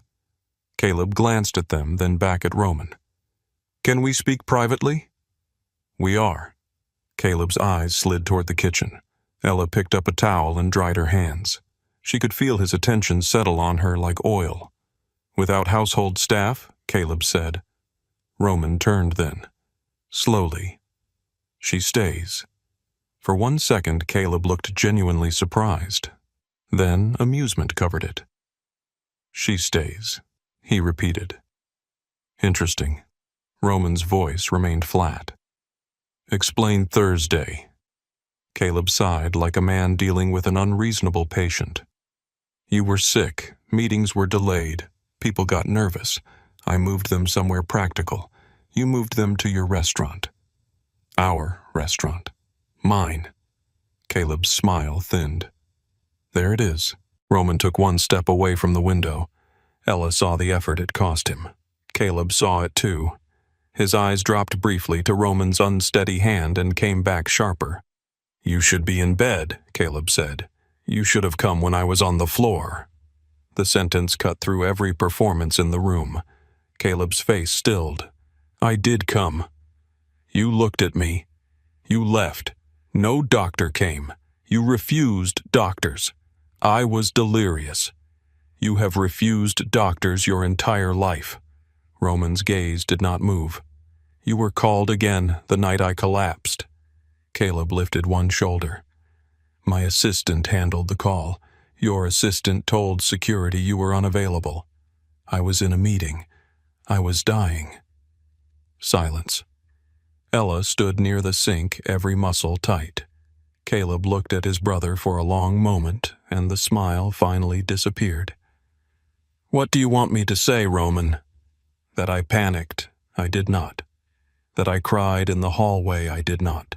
That I became some soft-handed version of family because your lungs decided to fail. That was never us." Roman's face hardened. "No. That was never us." Caleb stepped closer. "What I did was keep the business alive. I answered calls. I calmed captains. I kept contracts from falling apart. I protected everything while you were lying in that bed telling the world to leave you alone. You protected yourself. I protected the name. You moved men into your pocket. I moved men toward stability. You changed access protocols. Because the top floor went silent. You told the building not to disturb me. Caleb's eyes flashed. You needed rest. Roman's voice dropped. I needed help. The words seemed to surprise even him. They sat in the room like something forbidden. Caleb saw the opening and hated it. Help, he said softly. From who? Her Ella felt the shift before he turned toward her. Roman did too. Careful, Roman said. Caleb laughed once. It was ugly because it still sounded charming. No, I think this is exactly where the conversation belongs. He looked at Ella fully now. Miss Parker, is it? Ella met his eyes. Yes, the loyal maid, the only one who stayed. The woman with soup and towels and perfect timing. Roman's hand tightened on the chair. Caleb. But Caleb did not stop. How touching it must have been. My brother weak. Alone. Frightened maybe for the first time in his life. And there you were, walking in and out of his bedroom, hearing things, seeing things becoming necessary. Ella kept her voice calm. I took care of a sick man. Caleb smiled. Of course you did. The words made her skin crawl. Roman stepped forward. Do not speak to her like that. Caleb's eyes snapped back to him. Why? Because she is special now. Because she held a glass to your mouth and suddenly she belongs in family business. She was in the room when family was not. That struck Caleb harder than a shout would have. His face flushed. You want to talk about family, fine. I spent 20 years being useful while you stood in the light. I built the construction side. I kept the inspectors happy. I handled councilmen who would not take your calls because you scared them too much. I fixed problems you never even bothered to learn about. Roman watched him. Caleb's voice rose. And every time I walked into a room, they looked past me for you. Every time I closed a deal, they said Roman must be pleased. Every man at every table waited to see if Big Brother approved. His composure was cracking now, and through the crack came something old and poisoned. You made me your shadow, and then acted shocked when I learned how to move in the dark. Roman was quiet. For a moment, Ella saw not a villain, but a boy who had grown into a man around one wound and called it destiny. Then Caleb looked back at her, and the wound turned cruel. But you, he said. You saw your chance. A girl with no money, no family in the city, no future except cleaning up after people who never remember her name. Then the great Roman Maddox falls, and suddenly you are the only person he trusts. Ella's throat tightened. She said nothing. Caleb stepped closer to the kitchen. How much did you think it was worth? A check. An apartment tuition. Maybe a ring someday. If you played helpless and pure long enough. Roman moved so fast, Ella almost forgot he was still weak. He crossed half the room before his body betrayed him. His balance faltered. One hand caught the edge of the dining chair. Ella moved instinctively, but he lifted his palm without looking at her. Not to reject help, to tell her he could stand for this. He straightened. His face was pale, but his eyes were deadly calm. You will not look at her again, Roman said. Caleb turned back toward him. You cannot be serious. You will not speak to her. You will not say her name. You will not drag your filth across the only person in this city who cared whether I lived through the night. Caleb's jaw tightened. She is manipulating you. No, Roman said. That is what frightens you. She is not. The room went still. Roman came closer, each step controlled and painful. She asked for nothing. Not money, not access, not protection. She called a doctor when you hid behind an assistant. She sat beside me while fever took my mind. She kept me alive with water and medicine and more courage than I have seen in men who carry guns for a living. Caleb's face twisted. "You sound pathetic." "I was pathetic," Roman said. "I was on the floor and my brother was measuring the curtains for his coronation." Caleb's eyes went cold. "That is not what happened." "Then deny it." Caleb said nothing. Roman held his stare. "Deny that you moved meetings. Deny that you redirected contracts. Deny that you told security I was not to be disturbed. Deny that you looked at my illness and saw an opening." A long silence. Caleb's voice came out low. "I prepared for what had to happen." Roman's expression did not change, but something in him closed. Our mother would have called that betrayal. Caleb flinched as if struck. "Do not bring her into this. You left me to die and you want her name protected from the room." Caleb's face went white. One of the men behind him shifted again, hand near his jacket. Roman did not look at him. "If he reaches, Roman said he dies before he clears leather." The man froze. Ella had not seen anyone draw a gun. She did not know where Roman's was. She did not want to know. But the certainty in his voice turned the room into stone. Caleb raised one hand. "Enough. We are not doing this in front of the maid." Roman looked at him with something colder than anger. "She is the reason there is still a man here for you to betray." Caleb's mouth opened, then closed. For the first time since entering, he seemed unsure. Roman pointed toward the elevator. "Get out." Caleb stared at him. "This is not over." "No," Roman said. "It is finally honest." Caleb gave Ella one last look before he left. Not a threat spoken aloud. Something worse. A promise without words. Roman saw it. So did Ella. The elevator doors closed. The penthouse fell into a silence so complete that Ella could hear the faint hum of the refrigerator. Roman stood in the center of the room, breathing through the cost of what he had just done. His face had gone gray again. His fingers trembled at his side. Ella crossed the room.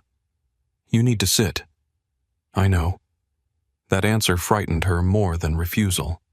She took his arm. This time, he let her.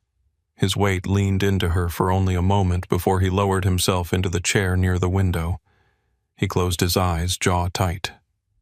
"You should not have heard that," he said. "I hear many things people think I should not."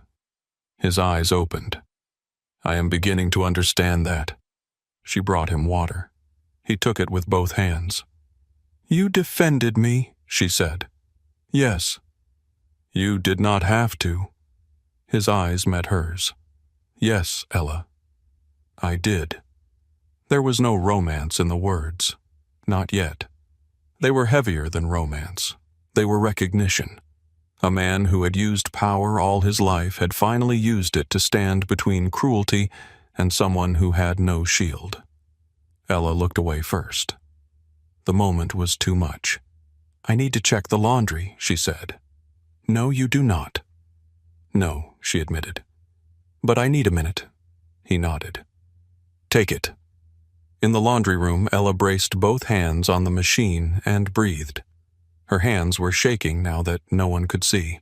Caleb's words had found every hidden bruise. No money, no family in the city, no future except cleaning. Men like Caleb knew how to aim. They found the place where pride was thinnest and pressed there with polished fingers. She wanted to cry. She refused. Not because crying was weakness, but because he did not deserve proof that he had reached her. When she returned to the hallway, Roman was gone from the chair. Her stomach dropped. "Roman, in here!" His voice came from the study. She found him standing behind the desk, one hand flat on the leather surface, staring at the papers spread before him. The room looked nearly as it had that storm night. Desk lamp glowing, legal pad open, folders stacked.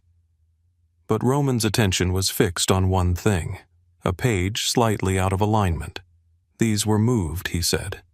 Ella stepped into the doorway. "Yes." He looked up sharply. "You knew." "Yes." His eyes became unreadable. When the night Dr. Boone came. Roman's hand remained on the desk. What did you do? Ella took her phone from her pocket. For a second, she held it against her palm, feeling the weight of the choice again. Then she opened the folder of photographs and placed the phone on the desk. Roman did not touch it at first. He only looked at the screen. The first image showed the yellow legal pad. CM cannot have access. His gaze lifted to hers. You photographed them. Every page I could. Why? Because you were unconscious. Your brother had access. The papers were out. I did not know what everything meant, but I knew the shape of it. The shape of it, he repeated. People taking things from someone who could not stop them. Roman picked up the phone and began scrolling. One photo, then another. His face changed with each image. Suspicion came first. It had to. That was how he survived. Then recognition. Then something like shock. Finally, a grief so deep and quiet that Ella almost wished she had not seen it. These are emergency transfer documents, he said. Holding companies, port assignments, voting rights, bank signatory changes. I guessed some of that. If Caleb got these signed while I was incapacitated, he could restructure control through the legal side. He would not need to kill me. He could bury me alive inside my own paperwork. Ella said nothing. Roman stared at the phone. Did you send these to anyone? No. Copy them, no. Why not? She looked at him. Because they were not mine. That seemed to confuse him more than if she had admitted theft. He placed the phone carefully on the desk. Ella. She waited. You understand what you did? I protected papers. You protected an empire. I protected a sick man from being robbed. His eyes moved over her face, slowly, as if seeing her required him to rearrange the world. He had spent his life surrounded by men who claimed loyalty while calculating price. He had built systems to test obedience, to buy silence, to punish betrayal. And this woman, this maid he had dismissed, had understood the danger in one glance and acted without permission, without payment, without asking how it might benefit her. His voice was low when he spoke again. What do you want? Ella frowned. What? For this. For everything. Name it. There it was. The old Roman. Not cruel this time, not insulting, but still trapped in the only language he trusted. Debt. Exchange. Price. Ella felt disappointment move through her before she could stop it. You think I want something. I think everyone wants something. That must be exhausting. His jaw tightened. Do not make this poetic. You saved my life. You protected documents worth more than this building. If you want money, ask. If you want school done. If you want a home protection, a new job, I can make it happen. No. He stopped. No, no. You have not heard the terms. I heard enough. Roman stared at her. Ella, do not be proud for the sake of being proud. Her eyes sharpened. You do not know the difference between pride and dignity because you keep trying to purchase both. The words hit him. She stepped closer to the desk. I did not do this so you would owe me. I did not stay because I saw a way out of my life. I did not call Dr. Boone because I wanted your gratitude. I did it because leaving someone helpless is wrong. Roman said nothing. If you pay me for that, you turn it into something smaller.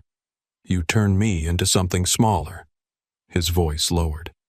That is not my intention. I know. That is why I am telling you before you do it anyway. A long silence opened between them. Beyond the study windows, the late afternoon light bent across the river. Roman stood in it, one hand still near the phone, looking for the right response and finding none. Nobody refused him like this. Not cleanly, not calmly, not without fear. Finally, he nodded once. "All right," Ella studied him. "All right? You want nothing.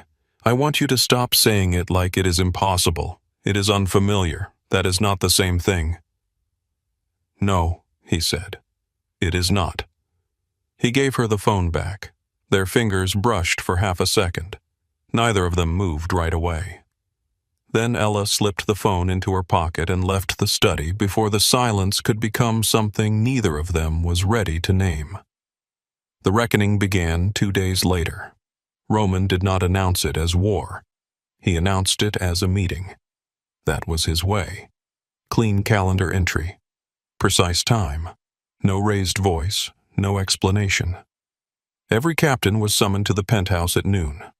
Graham Voss was ordered to bring full records from the previous 3 weeks. The finance managers came in dark suits and nervous faces. Men from the port, men from construction, men who had carried messages, money, threats, secrets. Men who had looked toward Caleb while Roman was sick and now had to look Roman in the eye. Ella was not asked to stay. She stayed anyway. Roman found her in the kitchen at 11:30, wiping the same counter for the 3rd time. "You do not have to be here. I know. This will not be pleasant. I know that too." He watched her. "You are not part of this world. I was part enough when your brother said I was." His face tightened. "That was my failure." "No," Ella said. "That was his choice." Roman looked as if he wanted to argue, then decided not to waste the gift of her distinction. "You can stay in the kitchen. If anything changes, you take the service elevator and leave. I am not running from men in suits. These men are not suits. I know what they are." He looked at her for a long moment. "Yes," he said quietly. "I think you do." The men arrived in waves. The penthouse filled with cologne leather shoes, expensive watches, and the heavy quiet of men who knew violence well enough not to perform it unnecessarily. Caleb arrived last, alone. That mattered. His eyes went first to Roman, then to the kitchen where Ella stood half-hidden near the coffee machine. He smiled at her. She looked through him. The meeting lasted nearly 4 hours. Ella did not hear every word, but she heard enough. Roman spoke in a voice that never rose, that made each sentence worse. He laid out dates, calls, meetings moved without approval, contracts redirected, access altered, emergency contacts ignored, doctors refused. Security instructed not to disturb the residents without Roman's authorization, though Roman had given no such order. Graham Voss tried once to clarify. Roman let him speak for exactly 12 seconds. Then he placed a phone record on the table. Graham did not clarify again. Caleb defended himself at first with charm, then with irritation, then with anger. "You were absent," Caleb said. "I was ill," Roman answered. "You made yourself unreachable. You made sure help did not reach me. I kept order. You prepared succession. That is what responsible leadership requires." Roman's voice became very quiet. "Leadership does not require letting your brother die." Nobody moved. Ella stood in the kitchen with her hands wrapped around a mug she had not drunk from. Roman did not mention her name. He did mention the documents. He stated that legal papers had been secured during his incapacitation by someone he trusted. He stated that any attempt to alter or execute documents during that time would be prosecuted through every legal and private channel available to him. He stated that new signatory rules had already been drafted. The room understood. Men like that always understood what was not said aloud. Caleb did too. His face went pale in a way anger could not hide. "You would threaten your own blood with prosecution?" he asked. Roman looked at him. "I am not threatening you with law, Caleb. I am offering it as the gentlest option." That ended the argument. When the meeting broke, the men left quieter than they had arrived. Some looked shaken. Some looked relieved. Some avoided Ella's eyes as they passed the kitchen. Graham left with his folder pressed to his chest. Caleb remained. For one final moment, the brothers stood across from each other in the room where power had returned to its old address, but not its old shape. "You are making a mistake," Caleb said. Roman looked tired. "Probably not my first. She will not stay." Roman's eyes did not move. "You still think this is about owning what stays?" Caleb's mouth twisted. "And you think she saved your soul?" "No," Roman said. "She saved my life. My soul is my own problem." Caleb stared at him with hatred, grief, and the terrible emptiness of a man who had lost the story that kept him alive. Then he walked to the elevator. Roman did not stop him. When the doors closed, the penthouse seemed to exhale. Ella came out of the kitchen. Roman stood near the table, one hand resting against the chair. His face was pale again, but his eyes were clear. "It is done," he said. "What is done? Caleb is removed from all operational roles. He keeps his personal assets, his apartment, his accounts, his cars. He loses authority, access, and command. Is that enough?" Roman looked toward the elevator. "No." Then he looked back at her. "But it is what I can do without becoming exactly what he believes I am." Ella nodded slowly. That answer mattered more than a harsher punishment would have. Roman sat down at the table as if his body had waited all afternoon for permission to fail. Ella brought him water without asking. He took it. "Did you tell them about the photos?" she asked. "Not your name, but they will guess. Some will." She placed the glass in front of him. "And if they do," his eyes lifted to hers, "then they will also know that any man who reaches for you reaches through me.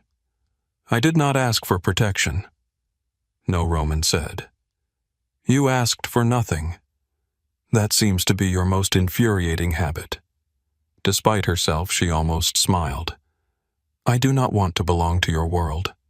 I know. I mean it. So do I." Their eyes held. For once, Ella believed him. Not completely, not safely, but enough for that moment. She picked up the meeting cups from the table and carried them to the sink.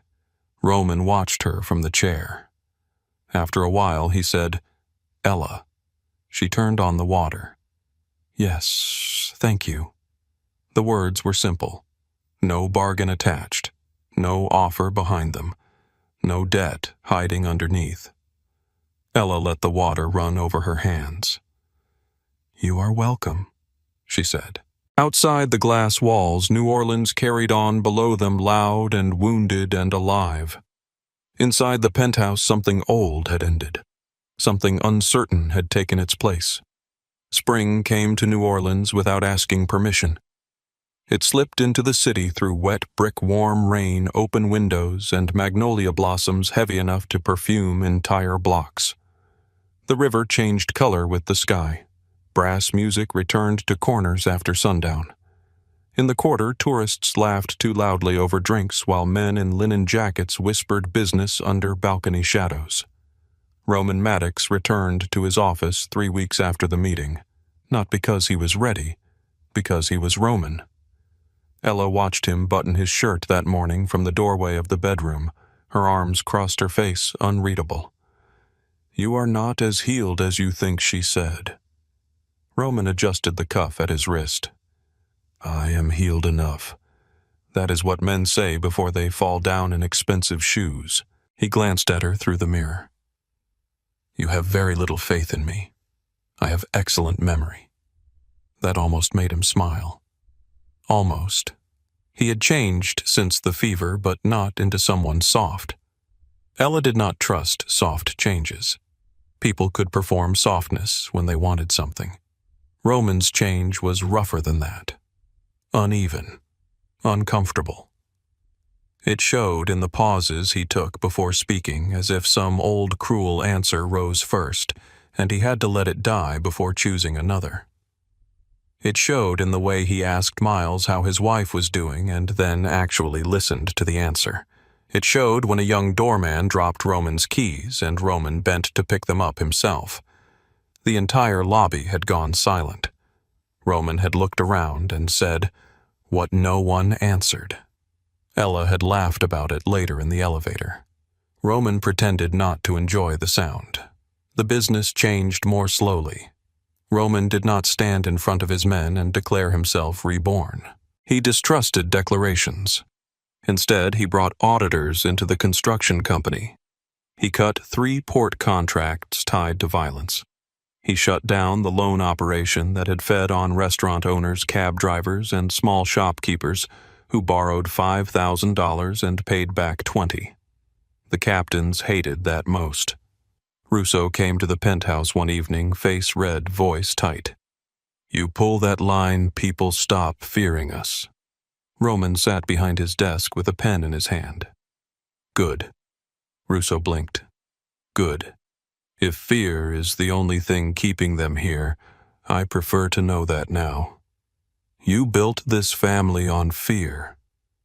Roman looked at him. "No.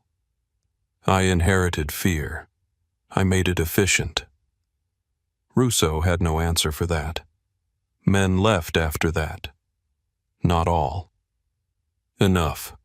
Some went to Baton Rouge, some disappeared into other crews. One tried to take clients with him and found doors closed across the city before he reached the parish line. Roman did not hurt him. He simply let every man know the rules had changed, and loyalty now meant something other than obedience to cruelty. That confused people more than violence ever had. Graham Voss nearly resigned when Roman established the foundation.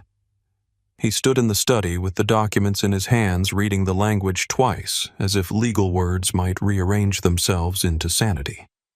"A clinic," Graham said. "Yes." "In the 9th Ward?" "Yes." "For uninsured patients?" "Yes." "Funded through your legitimate holdings?" Roman looked up from the desk.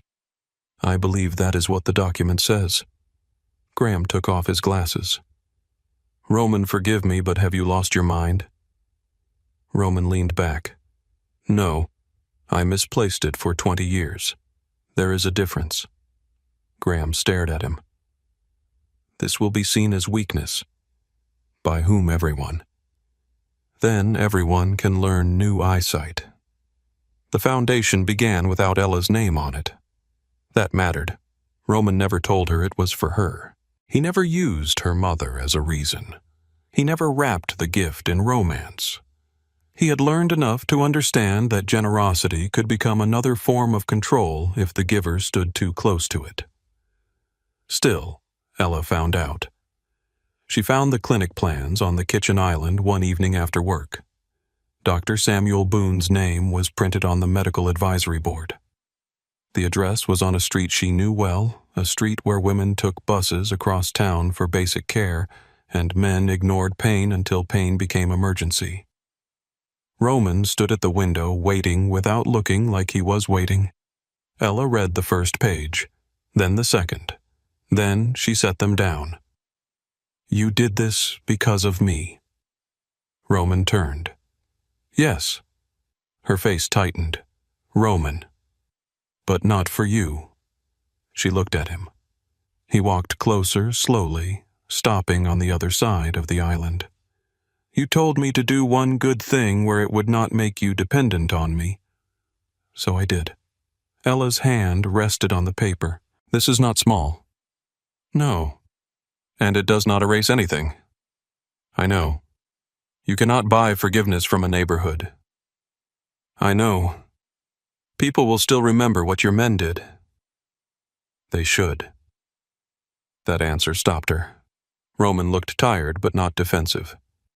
There had been a time when any challenge became a battle. Now he let the truth stand in the room without trying to strangle it. "I am not asking anyone to bless my name," he said. "I am putting money where it should have gone before I learned how to turn pain into profit." Ella looked down at the plans again. Primary care, women's health, infection treatment, preventive screenings, evening hours for service workers, a small fund for nursing students administered anonymously. Her throat tightened. She thought of her mother sitting at the kitchen table saying it was only a fever. She thought of her grandmother counting pills in her palm, deciding which bill could wait. She thought of all the people who learned to endure because help felt too expensive. "You cannot put my life in a building," she said softly. Roman's voice lowered. "I am not trying to." "Then what are you doing? Trying to make sure the next girl does not lose her mother because a doctor was too far away or too expensive?" Ella closed her eyes. She hated him a little for saying the right thing. She hated him more for meaning it. When she opened her eyes, he was still across from her, giving her distance. That too was new. "I am still paying for school myself," she said. "I know, and I am not working at your clinic just because your name is on the paperwork. My name will not be on the sign." She studied him. What will be Roman looked toward the plans. Magnolia Street, Community Health. Ella traced the edge of the paper with one finger. "That is a good name. I had help." "From who? Dr. Boone?" "He said Maddox Medical sounded like a place where people would wake up missing a kidney." Ella laughed before she could stop herself. Roman smiled then truly, and the room changed around it. They began having dinner together after that. Not every night. Not by expectation. Ella made that clear. The first time she sat across from him at the long dining table in the penthouse, still wearing her work clothes. Roman had ordered food from a small Creole place instead of one of his own restaurants. The containers sat between them on the polished wood like a rebellion against silverware. Ella watched him open a box of red beans and rice. "You do know plates exist. I was told this was casual. Casual does not mean eating like a raccoon with a trust fund." Roman looked at the plastic fork in his hand. "That is very specific. You inspire specific criticism." He passed her the cornbread. They talked about ordinary things first. Weather, food, doctor, Boone's habit of insulting wealthy patients, Miles's wife expecting a baby, then books, then school, then family. Roman spoke of his mother more often now, but carefully, as if each memory had sharp edges. Ella told him about Mississippi, about summer heat and church fans, about her grandmother singing while washing dishes, about the day her mother's shoes stayed beside the bed after the ambulance left. Roman did not say he was sorry every time. He learned to sit with it. That was better. By May, Ella no longer worked for the agency. Roman did not ask her to quit. He did not offer to replace the income. She left because the agency cut her hours after Caleb's people made quiet calls, and because she was tired of being assigned to homes where women looked through her while asking if she knew how to polish silver. She picked up shifts at a neighborhood clinic instead. The pay was worse. The work mattered more. Roman said only, "Do you need anything?" Ella looked at him over her coffee. "No." He nodded. Then after a pause he said, "Can I ask again tomorrow?" "You can ask. I can still say no. I am learning that." One night near the end of May, they stood on the roof of the unfinished clinic. The building still smelled of paint sawdust and rain. Downstairs, exam rooms waited for tables. Boxes of gloves and bandages lined the hallway. Dr. Boone had left an hour earlier after arguing with a contractor about sink placement. He won. Nobody knew how to argue with a man who had once stitched gunshot wounds during hurricanes.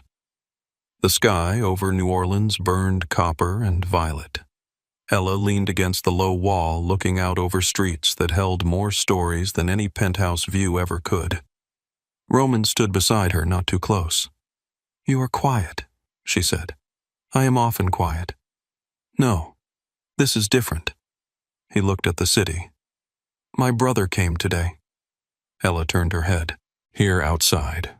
He did not come in." "What did he want to tell me I look ridiculous?"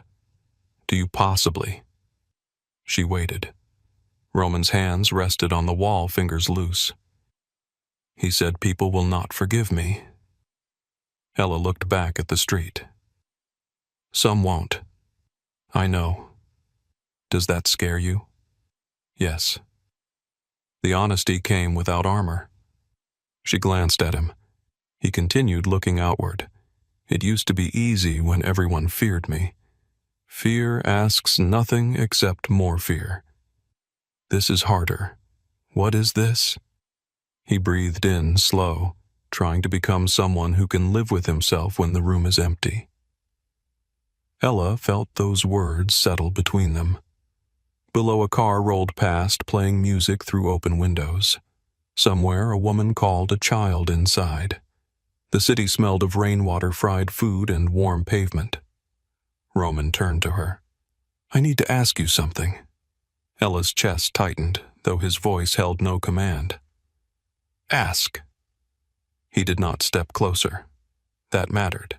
I do not want to pay your tuition. Her eyebrow lifted. That is a surprising opening. I want to, but I will not. Good. I do not want to buy your time. I do not want to make your future easier in a way that makes it less yours. I do not want to become another man who calls control protection. Ella said nothing. Roman's eyes stayed on hers. I want to stand beside you without making you smaller. The wind moved between them. Ella looked at him, at this man who had once filled rooms with fear and now stood afraid of her answer. And what are you asking for? His voice lowered. Permission to love you. The city seemed to quiet. Not because it did, because Ella did. Roman continued each word careful. Not as a debt. Not as a reward. Not because you saved me. Not because I think love makes me clean. I am asking because when I am with you, I do not want to be obeyed. I want to be honest. I want to be better even when you are not watching. Ella looked away before his face could become too much. I am not your redemption story. No, I am not proof that you changed. No, I am not moving into your penthouse and becoming some pretty woman people whisper about. A faint smile touched his mouth. I would not dare suggest it. I am serious. I know. She looked back at him. I am still going to school on my money. Yes, I am still going to tell you when you are wrong. I am counting on it. And if this becomes something ugly, I leave. Roman swallowed. That one hurt him. He nodded anyway. Yes. Ella studied him for a long time. Then she reached out and took his hand. Not softly, not shyly. Firm. Equal. Roman looked down at their joined hands as if he had been handed something more dangerous than a weapon. Ella said, You can try. His eyes lifted. That is not exactly yes. It is better than yes. How? It means do not ruin it. The laugh that came out of him was quiet, startled, and real. Ella smiled then, fully. The clinic opened on a Tuesday. By 7 in the morning, people were already waiting outside, mothers with children, line cooks still smelling of fry oil, an old dock worker pretending he was there for his cousin, women in uniforms, men with pain in their shoulders and fear in their eyes. People who had learned to delay care until delay became danger. Ella stood near the front desk with her acceptance letter folded inside her bag. She had paid the deposit herself. Roman knew. He had not said a word about it. That silence was one of the kindest things he had ever given her. Dr. Boone unlocked the doors at 8 sharp. Let them in, he said. The first patient was a little girl with a cough and pink beads in her hair. She looked up at Ella. Are you the nurse? Ella smiled. Not yet. Roman stood a few feet away, hands in his pockets. She will be, he said. Ella turned her head slowly. Roman caught himself. If she chooses. The little girl giggled. Ella tried not to smile and failed. Outside, across the street, 2 of Roman's former men watched from a black car.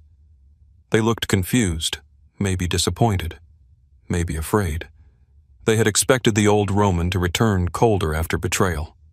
They had expected Ella to take money, take power, take her place beside him as something owned and decorated. Instead, she stood in the doorway of a clinic with her own future in her own hands. Roman stood beside her, not in front.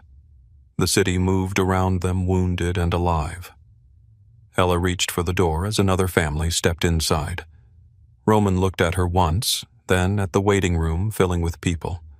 For the first time in his life, he did not feel smaller because someone beside him was strong. He felt steadier. And when Ella glanced back at him, he understood what had shocked them all. Not that she saved him, not that she stayed, but that she could not be bought. So the only thing left for Roman Maddox was to become a man worthy of being chosen.